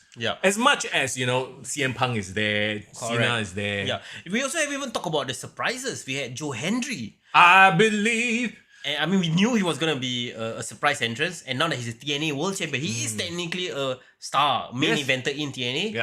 Of course, a small fish in a big pond. Now in Royal Rumble, right? I was a bit bummed that Nick Nemeth didn't get a spot. But nobody in NXT got a spot. Only one guy. Who? No lah, Joe Hendry lah. He's not, technically he's not NXT, TNA lah. Oh, yes, but you know what I mean? Like, there was no Oba Femi, no there was Femi. no Trick, there was no Ethan Page, nobody. No Dante Chen. Poor thing. No, he's injured. Oh, is he? Yeah. Oh, he was injured by Ethan Page. Then he did this. Oh, yeah. WWE Evolve is the new show, right? Ooh, so it's for up and comers. So it replaces Level Up. So Evolve is taking the old brand, the promotion Evolve, and then they're creating it as okay. Cool. So they took that brand name lah. Nice. What I wanted to say is why I was excited about Joe Hendry wasn't just Joe Hendry's appearance, but the returning star who was also a former TNA legend, Oh, AJ Styles. Bro, AJ Styles' hair getting more luxurious. bro, every day he brushed 100 times. I literally imagine that when he came out with the long hair, I was like, he spent the whole night during his injury, lay off, just Brush like, hair. like Rapunzel, like Tangle. Bro, you know what? And he's also jacked, right? Yeah. He take the hairbrush, he tie a weight on it. Every day brush hair and gain biceps. Duckles. Yeah. Fucking hilarious. Okay, the reason why Najwan, because it's worth it. So the reason why I was so excited about the prospect of AJ Styles returning is because of this new TNA NXT partnership. Can you imagine? He goes back and He does a run there. Bro, What a homecoming there. please, Tony Khan, let Samoa Joe go. Yeah. Bro, Yeah, imagine let him AJ Styles, Samoa Joe, TNA. And then CM Punk come by. See, yeah. Just let that just sink in for a moment, bro. No, you know what? CM Punk needs to send Joe a text. Say, just make Tony fear for his life. Just yell at him in a slightly aggressive, in a raised tone, and he will fire you. Oh no. So let's talk about the stretch where everyone and their mother came in. So we had like AJ Styles, and then we had Drew McIntyre, and then I think business started picking up when it was Roman Reigns, right? Oh yes. Roman Reigns came out. You remember what happened next? He went rough shots. He had that face to face with Jacob Fatu, and then all of a sudden you heard.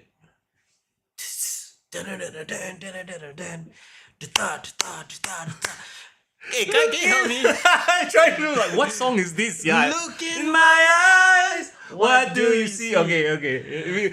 We see Tony Khan's biggest mistake. Yeah. That's why we saw. Yes. So CM Punk came in. You know, our friend, both of us predicted that he was gonna win the Rumble, right? Yeah. And I was like, okay, here we go. We got Roman Reigns. We got CM Punk. Cena was in already. At this point. John Cena came in. Yeah, but John Cena had a big ass pop. Oh, as well. of course.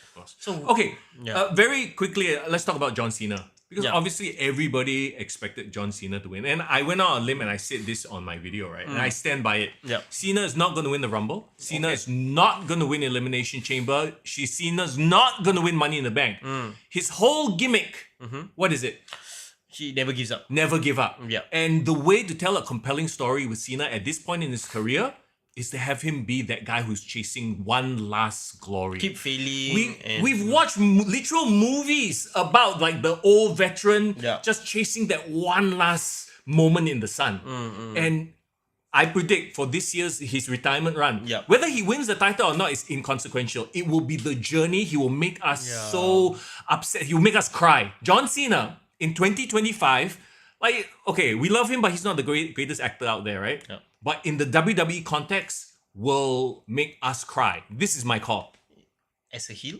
No. I don't think he's going to turn heel. Oh, damn. I think he's going to claw and fight and lose, and he will come so close. I bet you at Elimination Chamber, he's going to be the last one out. And then he gets eliminated. He gets eliminated. I mean, not last one out, sorry, the second. You know what I mean? Yeah. I mean, it's really the last time he's in the Rumble. Right? Like he said, last time he's doing all these big events, right? Yeah. So in a little small part of me was like, yeah, okay, I don't mind if he had won. Of course, I would not have liked it knowing that Charlotte Flair has won. If it was like up and coming in the women's match and then John Cena wins the men's match, okay, I can accept it. Yeah. But not in a way that because of Charlotte Flair winning, I was like, oh man, I don't want Cena. I don't want Cena to win. Another quote unquote returning star, Correct. right? Even though I love the nostalgia. So when CM Punk came out, it was Roman Reigns, Punk, Cena. I was like, okay, this is like battle of generations. I can't wait, right? Yeah. And then Seth Rollins came out. Yeah, oh my god. And he went straight for CM Punk. Yeah, by the way. he came in straight, and then he like, remember his mission? He said, if I can't beat you at Netflix, my goal is to like destroy your dreams of becoming a main eventer in WrestleMania. So like wow, now we had all the hard hitters. We had Drew McIntyre there as well. We had Jey Uso lying in one corner. Sami Zayn. And then we had one Dominic Mysterio one time. When he came out, I was like, okay. Yeah. But then as the things was like rolling around, right? I think it was like 26, 27, 28. I was like, we kind of know who are the people that's left. Like we had LA Knight left. Yeah. We had Logan Paul left. There wasn't really any surprises anymore. Yeah. They didn't rely on surprises this year, I realized. Do you realize that? Yeah, I think they were very confident in the star power that they had. Actually, Right I now. disagree. There's still one more big surprise right at the end. That to me is the surprise, the swerve. Okay, the fact that they all got eliminated. Yeah, and the winner was who it was. Yeah, agreed. Okay, let's skip to that part, right? Before we get there, Drew McIntyre got eliminated by Priest. Yes. It felt a little bit rushed. Yeah. You were saying that there's a rumor that it might have been a botch finish, that he shouldn't have been eliminated or something like that at that point. You guys can check out our Instagram stories on Kick to the Gut. There are some backstage reports that Drew McIntyre Dirt sheets! The dirt sheets! Ah. No, they always say don't believe the dirt sheets. Trust who? Trust who? Trust me, bro. Trust you, bro. Trust foreign, bro. Foreign correspondent. Yeah. All the way in Singapore got the dirt sheet news. Google search, bro. Google search again, huh? No, so like apparently... Remember to switch safe search on. Yeah, I kept my safe search on for Drew McIntyre. I don't know why I would keep it off. But Drew McIntyre apparently was pissed off with the ending because somebody had to do their spots. And that fuck up the entire flow of the sequence. Okay. That got him eliminated. Yeah. And rumor has it, I mean, according to the Ringside News is usually credible. That's why I'm citing Rumor it. has it. Yeah, apparently it was Logan Paul. Okay, so don't you think it's very convenient? Remember, after CM Punk's return, Drew McIntyre kicked up a fuss backstage. He left immediately. Okay. Yeah, right. So this smells of the aforementioned 4D chess. Yes. That they're playing with the dirt sheets. Yeah, so I mean, Jason even said as well, Drew finish is a botch finish also on Twitter. So if you guys go down the Twitter thread, there might be more information. Of course, this is just first hand, whatever I'm hearing or seeing right now. So that's second hand lah. Third hand lah. not even in one of the hands. Right. 20 hands behind. But yeah, so apparently he was annoyed. He was pissed off. I think he cast a storm backstage and he left the event. Oh, gee, he's never done that before. This is a work lah. Come on, guys. Yeah, and whether it's a work, whether it's not, I would love to hear the story behind this. Yes, yeah. So okay, maybe it's Drew Logan Paul. Yeah. Wait, so that's the thing, right? Drew being pissed off, who is he pissed off at? Is he pissed off at... Because remember, he was also pissed off because he got... Eliminated by Priest. By Damian Priest. But they're on separate brands and they already had a few. Kind of. Did they ish? Not really. Yeah, but they're on different brands. But is the transfer window still on? Yeah, it's still on. It's very like this transfer window is like much. I'm like, you know, remember the how many years ago it was like Vince McMahon came up with this stupid idea of what? Which one? They can jump brands like essentially. What was it called? Some lame thing. Some showdown trade off. Or whatever. I get it. 2019.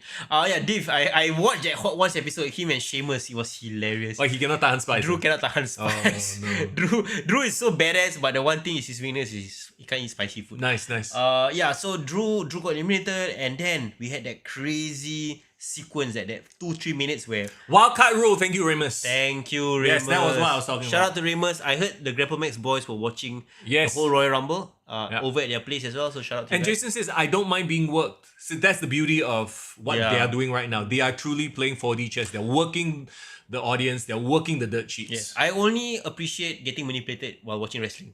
Not in real life. I don't like getting manipulated. yes. Don't, I can agree to that. Yes, Logan Paul was the one who eliminated our boy. Bro. What? What? I know, okay. So my call was that Logan Paul will eliminate Cena to get ultra heat because whoever I didn't think about it in terms of the rub it would give. Yeah. I thought about it in terms of the heat that the person who eliminated Cena would get. Agreed. You needed somebody like... Remember you needed somebody young, Yeah. up and coming to Like eliminate him. Dom or Logan, Yeah. even Carmelo. Yeah. But they went with something completely different. And nothing wrong with that. Yeah, Logan eliminated CM CM Punk. Punk. And Also serves that purpose, by the way, because that was a lot of heat. correct. The crowd booed that. Correct. But then that came right after, I think, was it CM Punk eliminating Seth Rollins first or something? I know that the order was, I'm not clear on the order, can't remember off the top of my head, but I know they happened in quick succession. Roman, Seth, CM Punk all came out at the same time. Yep. And all three started attacking each other. I think it was Roman and Seth got eliminated together. Like they were doing like the whole we are fighting in the ropes, right? Oh no, it was CM Punk that eliminated both of them. Yes. Then CM Punk was standing there, haha, I got both of you. Correct. And then Logan Paul from behind Correct. threw CM Punk out. And then Seth got so angry, he started curb stomping Roman Reigns. Yeah. He started beating up, and then CM Punk joined in. So could that be the WrestleMania main event, a triple threat? CM Punk, Roman Reigns, Seth Rollins. But I feel for that to happen, Roman and Seth and CM Punk need to hate each other equally for all three to be like their own men. You know what I mean? CM Punk and Roman don't have that relationship. They don't have that rivalry They have yet. some heat, but they have Yeah. aligned previously in the past, so Yeah. they need to build that It's like hatred. Yeah, you're right. Like CM Punk and Seth obviously have the issue. Yeah. Seth and Roman obviously have their history. Yeah. It's just that third connection. It's not a full triangle yet. Yeah, There's it's a not line a full missing. triangle of hate. Yeah. You know what I mean? The trifecta of hate. Yeah, but again, we don't know what's the situation with the world title picture as well, right? Well, Because Cody Rhodes right now clearly doesn't have a contender. If Jay, we'll talk about Jay in a bit. Apparently, he shot that he wanted the world heavyweight title. So, we'll shall talk about that. But okay, so Logan eliminated. So the final three, bro. Honestly, who and their mother expected the final three to be John Cena, Logan Paul, John Cena, Logan Paul, and Jey Uso. Jey Uso. Yeah, I did not see that. When that played out, I was like, what are they doing? Which means they did a good job. They swerved us. They made it so unpredictable. And then everyone immediately thought Cena was going to win. Yeah. And then everyone was begging, please, Cena, don't win, right? I just found it okay. Like upon reflection, right now it's still pretty raw, right? Yeah. And I was telling you, like right now, historically, we have always used the Royal Rumble to establish a new star, Yes. right? It's a signal from the company that says, like, okay, this year we're gonna put our machine behind this new star, bring him up to the main event, right? Yeah. We don't deny organically, Jey Uso has become one of the most popular wrestlers in the roster, right? Yep. Merch seller. He is an absolute merch seller. Correct. There was a time where, even LA Knight had this lightning in a bottle, There right? was a time. When people thought that Singapore would make it. But we did. So maybe Jey Uso was going through the same thing as well, right? Okay. Yeah. I see where they're going with it. Yeah. And personally, I'm like, at first I was a bit like, really, Jay? Yeah. But then going back to Cena would have been way too obvious. And I want Cena to not win. I want Cena to have that incredible chase throughout the entire year. Yeah. Because let's face it, if he wins the title at WrestleMania, then you still have how many months Yeah. left of story to tell? No, this is an entire over. And if there's anything that the WWE are right now, they are willing to invest in long-term storytelling so that when the payoff happens, we all have the emotional catharsis. Yeah. As opposed to just, okay lah, dream match, everything payoff. Nothing becomes a payoff. And knowing the fans, right? Cena has not appeared since the Netflix premiere. Yeah. If he suddenly 1 month later never do anything and suddenly appear and win the Rumble, right? Yeah. There will be some hate. And people will turn on him. So no, Yeah. the way he tells his story, and people might hate me for this, I think Cena is going to tell a better retirement story than Daniel Bryan or Bryan Danielson. Okay. Well, considering Bryan Danielson did it, you know where? Oh no. Okay. Oh no. Oh, no. And So- the way they booked that shit. So the thing about Cena is like Cena has that story of the retirement, right? Does not have to touch the title, in my opinion. Like, it No. can pass by it, bypass it, almost get it, but No, doesn't he will have to get it. almost. Maybe he gets it on what's the show before the end of the year? Survivor Series? Can you imagine if it's a Raw or SmackDown where he actually wins somehow? They can work some bullshit. One day touch champion. Champion. Like the day before New Year's Eve, the Raw or SmackDown. Actually, let me look at my calendar. What? Okay, you go look at the calendar. Yeah. Right? Okay, another reason why I feel Jey Uso makes sense, right? Is like we didn't need the Royal Rumble winner to be one of Roman Reigns, Seth Rollins, CM Punk, because they don't need the Rumble win or rub Yep. to have their story, right? They can have all that story on SmackDown. Yep. They can even have a rivalry that revolves around, brings in Cody Rhodes. Correct. So, okay, we've already established that The Rock is not going to be part of the whole storyline. So now they got to create that world title or WWE title picture around Cody Rhodes, Roman Reigns, CM Punk, blah, blah, blah. Yeah. That leaves Gunther open, and Gunther needs a very formidable foe. Yeah. And we've already seen him beat Jey Uso a couple of times. Which I think tells a very nice story. Now that I've had time to process it, right, it actually tells a very compelling story. But let me very quickly bring this up. Going back to John Cena. Yeah. 29th of December is the Raw, a Monday. Imagine John Cena winning his final title on the 29th, 1 to 3 days before New Year's. Wow. Or better yet, bro, and this won't happen, but imagine Okay. he doesn't do it. Then he goes to NXT on Wednesday and wins the NXT title 1 day before the new year, 2026. Bro, Oberfemi, you better watch out, man. John Cena's coming for your ass. Okay, I got a big prediction. Okay. He will not win the world title, He won't break the Ric Flair He won't. streak. Yeah. but he will record. finally become a Grand Slam winner. He will win the one title he never won throughout his career. Which one is that? Intercontinental title. Okay. I think that would be a good consolation, I would say. On the Monday Night Raw. Yeah, maybe it could be on a Monday Night Raw. It could be, I don't know, beating Logan Paul or whoever that was the IC champion at that point in time. Braun Breaker. Yeah. No, to that point, right? He Yeah. doesn't need to win the world title. Yeah. Just tell that compelling story of the final farewell. Najwan says he will do a Mark Henry in Voila. December. Oh. I will never retire. Only if he comes out in a pink salmon suit. Yeah, I still got a lot left in me, bro. Hey, it's John Cena. He can come out in a pink t-shirt. He can. Pink salmon t-shirt. Correct. Okay. Alfred says Cena goes to TNA and beats Joe Henry. He just go wherever. He can come SPW also. Can come grab a max. You know, just become a world champion. Okay, so that's John Cena. Yeah. Yeah, you say about CM Punk, Roman Reigns, and Seth Rollins. Yeah, so they have a like a little story, a little feud there. We are still a couple of weeks away, like months away from WrestleMania, so we can see who wins the Elimination Chamber. Yeah. There's much more story to be told. Let's talk about Jey Uso. For all the naysayers like who say that he can't wrestle a match. I mean, I'm guilty of it as well. Because No, but that it is the truth, what? But then again, same criticism has always been laid on Cena with his 5 moves of doom. we did watch WrestleMania last year, Jimmy versus Jey. Oh god. It was like a super kick fest. Yeah.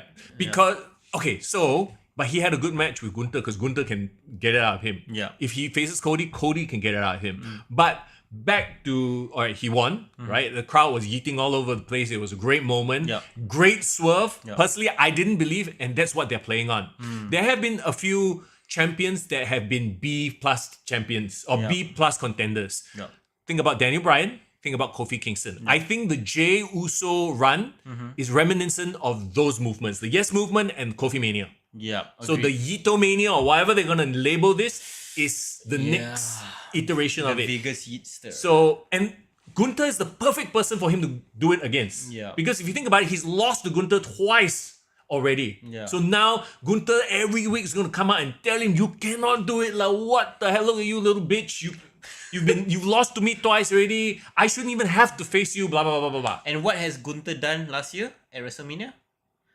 He put over a guy that he's defeated multiple times in Sami Zayn. Sami Zayn, yes. So the stars now we can see the path being laid, right? Yeah. I like that idea, right? I like the story of, okay, now we gotta establish Jey Uso as he lives up to the name of the main event. Yep. Another cool thing, right? I want to bring your attention to some Royal Rumbles in the past. Where remember 2012 Royal Rumble, everyone and their mother again thought that it was Chris Jericho that's gonna win the title. Yep. What happened? In the end, it was Sheamus. While Sheamus wasn't the first choice, Sheamus still made sense. And then eventually at WrestleMania, he did beat Daniel Bryan in 18 seconds. Yeah. That story aside, but the point is, like, I felt Jey Uso was not the obvious pick. Yep. But in his context, it makes sense for him to win the title because he needed the rub, right? Now everyone can remember him as, I'm a Royal Rumble winner. He eliminated John Cena. Yeah. Because if he had won the title, like how maybe Damian Priest won the title, Money in the Bank, all that, it will say like he's a fluke champ. He won't last that long. But now the fact that he established himself by winning the Royal Rumble and then he did the whole WrestleMania program, I feel like that will give him the route of a main eventer. Yep. And maybe that's what Roman has been doing all along, right? Bloodline is to build new stars. Yes. Right? He has built Jey Uso. He's Solo Sikoa. Jacob Fatu. Now they're gonna build Jimmy and whoever Tama Tongaloa eventually. That one might be a lost cause. I don't know. Forever mid-carder. Build him to mid-card lah. Mid-card, bro, give him the speed championship. It's still a thing, by the way. Yeah. Yeah, so like, I don't hate Jey Uso winning. I just, he's not the first choice for anyone lah. So, which is a great quote-unquote swerve. So he's going to have a great run. I think, so you can quote me on this, right? The run up to WrestleMania, he will get put in very compromising positions. Not in that way, but like there might be a thing where he almost loses his shot. Yeah. Or they make him do a gauntlet match. Yeah. Can you imagine? Do you remember Kofi Mania? Yeah. The gauntlet match? He lost what? Multiple times? He gave up. There was one match where they had to do was it Kofi and Big E had to wrestle a tag team gauntlet match. Oh yeah.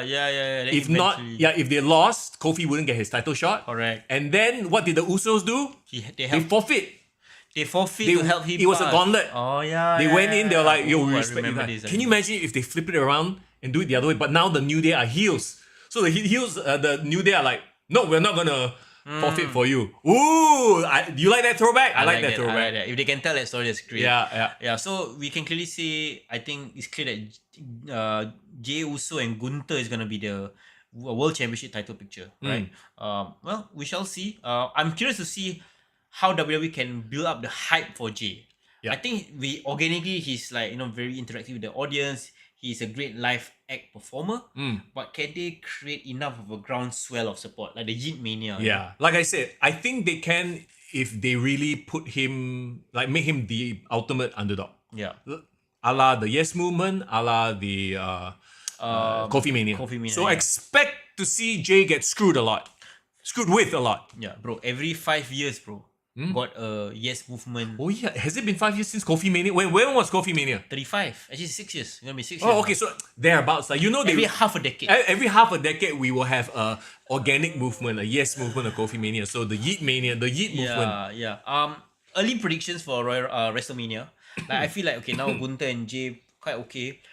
Tiffany and Charlotte, pretty much. I feel like that could be the gauge. Yeah. But where do you see this whole Cody, Roman, Seth, CM Punk, KO, Sami Zayn? Like, so the beauty of what they've set up now, right, is that you still have so many options. Yeah. For that Cody main event. Like I would love to see Cody CM Punk with a heel Cody. But it might be a bit too soon. Maybe what they could do is, like we all talked about, they planted the seeds with that promo. Yeah. The KO fight was maybe a little bit too much, push him over the edge a bit. Yeah. But going to WrestleMania, CM Punk and Seth Rollins? CM Punk and Cody Rhodes. They're still face, but you start seeing the cracks and a little bit more, underhanded. Okay, we shall see. Stuff.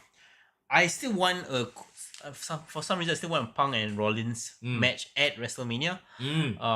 But then that leaves Roman. Does Roman fight his own people? Like does Roman and Solo and Jacob have the blow off at WrestleMania, like a bloodline thing? I had no idea. I know a lot of people were like, joking on the chat, like they should have had a number 31. The Rock came out. Oh god, yeah. So does the Rock factor into WrestleMania at this point? Okay, no, I think at this point Rock really just like, okay, I take a back seat, let y'all do. I just come out for corporate promotion. Yeah. Jason said, is it an official Hilton for Seth? I mean, he's been towing that line for a long time already. Yeah. The thing about Seth is a babyface until CM Punk walks into the room. Yeah. So, okay. I promise this is the last time I'll reference AEW. Okay. But you know how in AEW, everybody is neither face nor heel. They just turn on a dime. Yeah. Right? It's what the story dictates. Yeah. WWE is actually doing that right.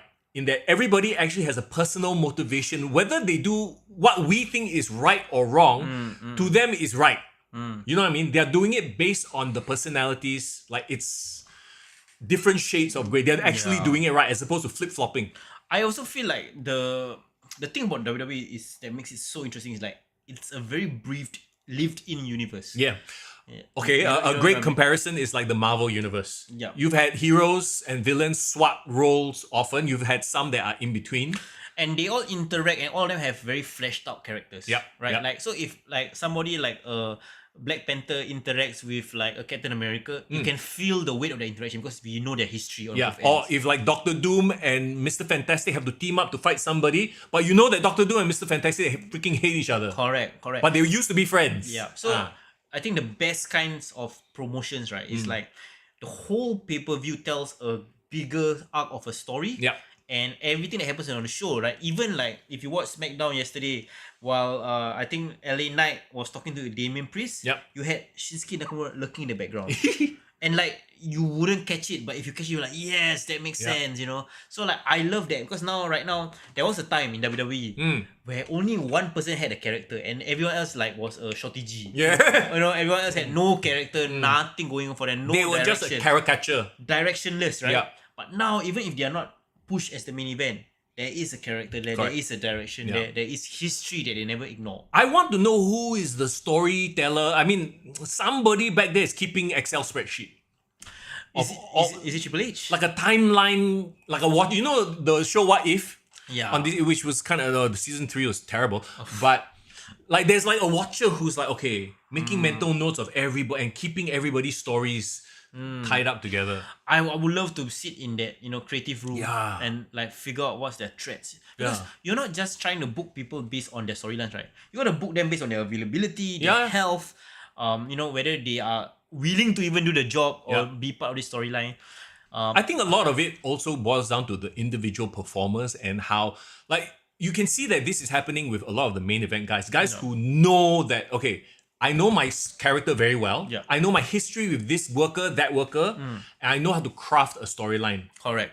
Around it. Like, I'm not going to suddenly be this guy's best friend because we used to feud like 2 years ago. Yeah, you know, like Roman might be babyface right now, but doesn't mean suddenly everyone hug him and love him, right? Like, everyone's still like sort of like, what the hell? Are you really, Yeah. And like even that makes the heels turn like even more layered, because like, oh shit, I remember him as a babyface and he actually brought up a great points why he turned.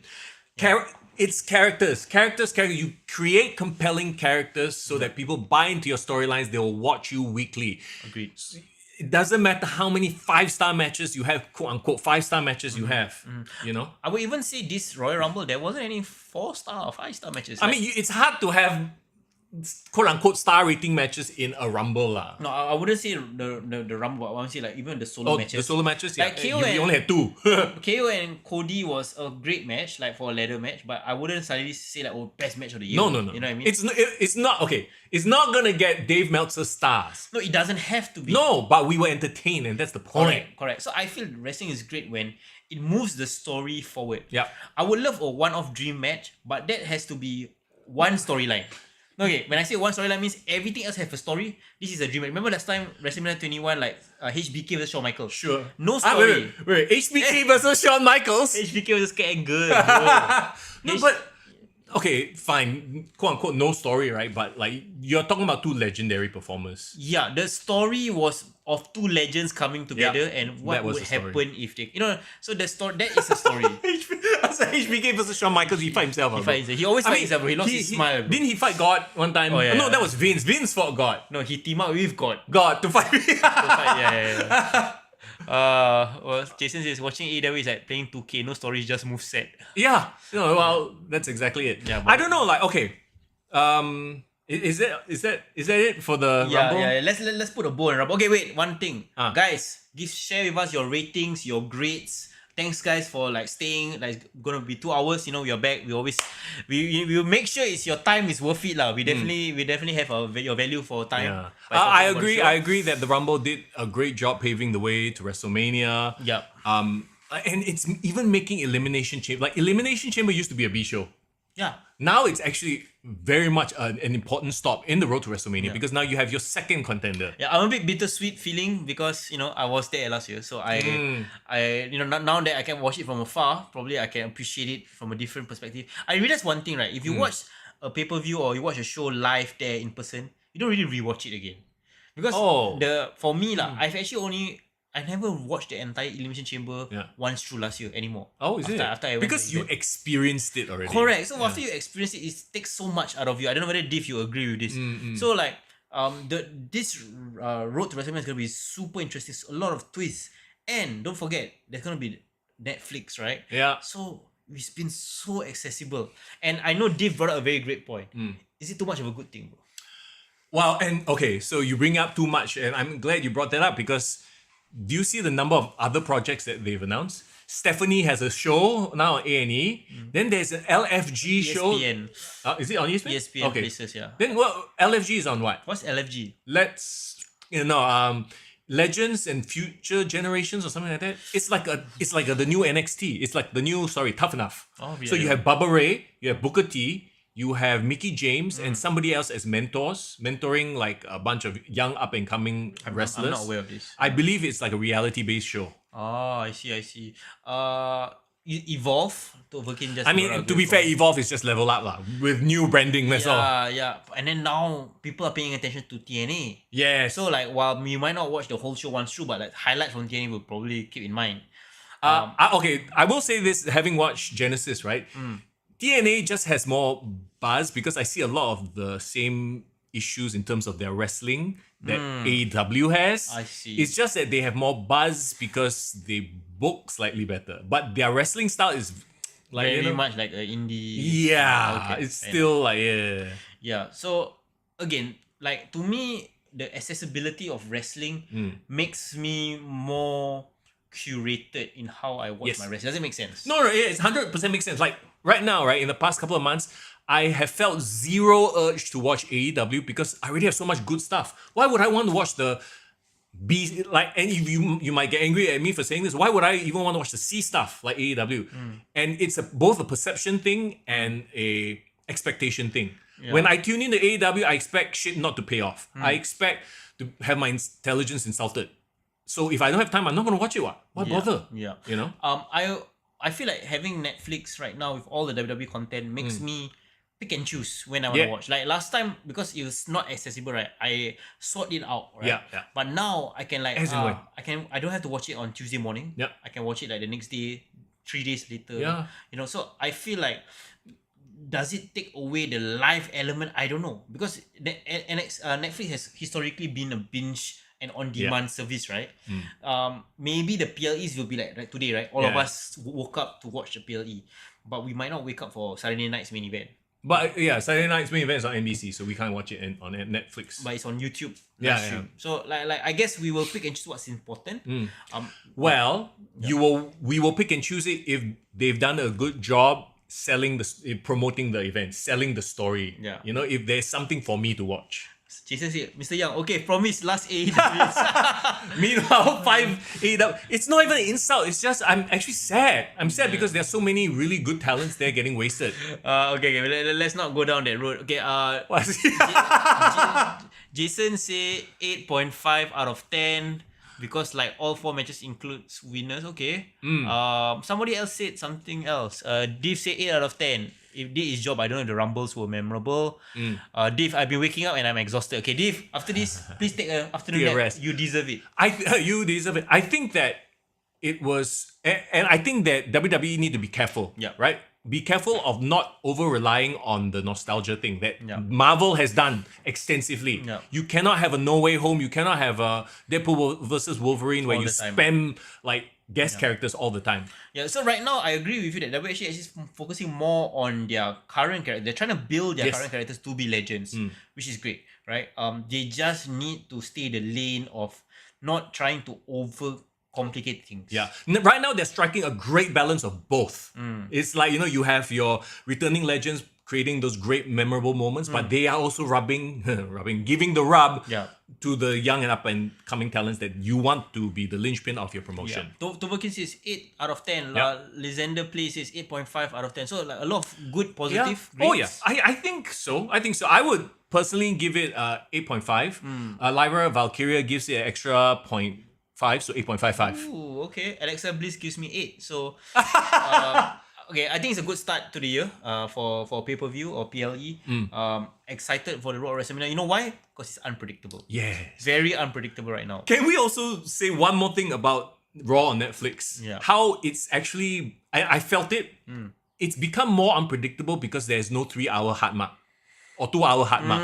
It can be 2.5 hours. It can be 2 hours. It can be 3 hours. It can be 4.5 hours. Yeah. Like when I'm watching the main event of Raw, sometimes You know when to time it, right? yeah, but now it's like, is it gonna end or not? They could add an extra like posting happening or not. So I think that's actually like it's a slight change, but I actually find it adds more to the unpredictability of Raw. Because last time when you look at 9 o'clock hours, like okay, someone big is gonna come out. Correct. There's gonna be okay, 10 more minutes until the end of the show. They can't have a swerve at this point in time. Yeah, right. There's not enough time. But Yeah. now they can go over, they can go under. Yeah. You don't know, you never know. I agree. Toverkin says stop inviting streamers, yo. Ah. Yeah, I hope they No, okay, look. To me, I'm fine with the fact that they had one guy only speed. What? Kai- Look, Logan Paul is a wrestler already. Kai Cenat counts. He was just in the crowd.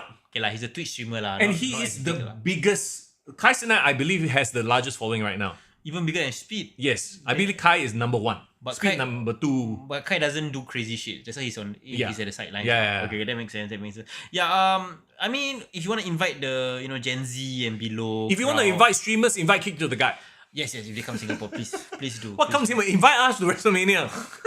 Hey bro, the tickets are I cannot pay your own lah. I know. Somebody asked me, "Are you going?" I'm like, "Bro, And they keep, it's the funniest thing, they boast about the highest grossing gate. So what you're saying is people are paying more money than ever to see your show. If I cheer for that, right, I'm an idiot. Well, you got arena full of idiots. Yeah, Because they cheer for that highest grossing gate. I'm like, I don't think the stadium got bigger. They just charge more. Yeah, bro. Like, it's inflation, bro. You're just a victim of inflation. Yes, I will go to a WWE show if there's Vanessa Hudgens sitting beside me, for sure. I was like, you're soaring, flying.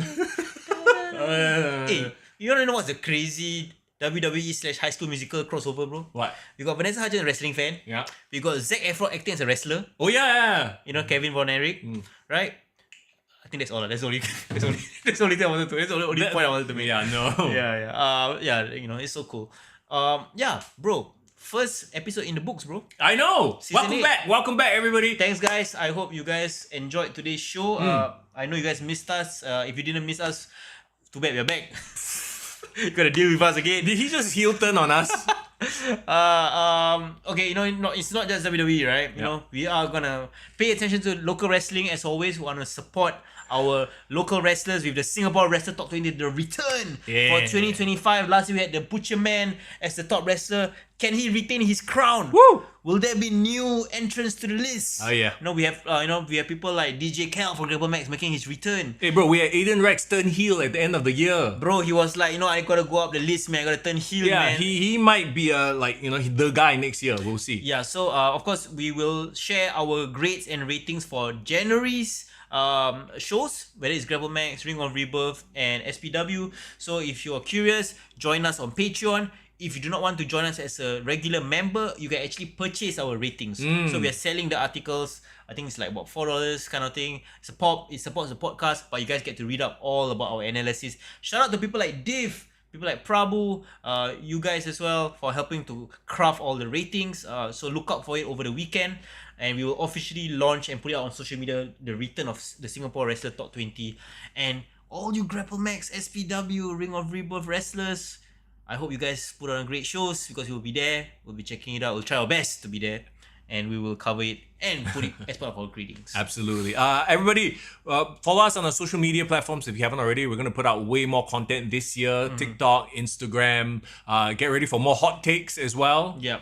We are trying a different format this season. I know you guys enjoy coming here week on week, hearing us. We try to go live as regularly as possible. But I think this year we really want to focus on short form media, Mr. Young. Yep. I know you guys enjoy our I don't know how many people enjoy our 2.5 hour rambling sessions. Hey, we cut down a lot today, okay? Because our tangents have been Yeah, it's gonna be 2 hours still, but it's still, we did cut down, but we're gonna make it a point to populate our social media with more short form content, whether it's like clips from our live streams like this ones or our own like hot takes and things like that. So if you guys are on our Discord or on our Patreon, feel free to suggest topics and things we can talk about, whether it's like a 1-minute video, stuff like that. We'll definitely do it, and we'll try to build up our social media presence there as well. Absolutely. Get ready for more AEW slander. Bro, I can't slander AEW if I don't watch AEW. Yes, Alfred, we have TikTok. Yes, we have TikTok, we have YouTube Shorts. We have just not been using it or utilizing it to our fullest potential. Bro, AI. Get AI to edit all our shit. Yeah. Speaking of AI, different asking what is up with our thumbnail today? What thumbnail? Our YouTube thumbnail with the AI graphics. Why not? We're trying out new things, okay? Leveraging on AI technology. Let's go. You've been using DeepSeek, bro, for that image. No. Hello, DeepSeek doesn't generate images. Or is it? Okay, No. I don't know. But if you guys have any other feedback on what kind of content you guys want to see on our end, let us know. And the best way to support us is to become a Patreon member. Absolutely. Right. In the meantime, though, thank you so much for hanging out. Check out our Discord. Of course, if you are not already following us on Discord, we'll update you every time we come on live or we put out a recorded video. It'll be there, lah. Yeah. All information is there. Tovaki says more NXT. Ooh. We shall. I think now it's very accessible. We shall. I think he only watched for Julia, lah. Yeah, This lah. fella confirm Julia. Only Julia. Not Julia. even Vecker. Oh, Vecker, not bad. Well, we shall try. Okay, so the next time you guys will see us on a live stream, will actually be Elimination Chamber. Ooh. All the preceding episodes, we will pre-record it, but we will make sure we'll cover as much of the wrestling news as possible. But still join us every week. And comment and keep the live chats lively for all of us. Okay. Absolutely. But as always, season 8, episode 1 in the books. It's, even though it says foreign, Mr. Young. And it's for in the building. Take care.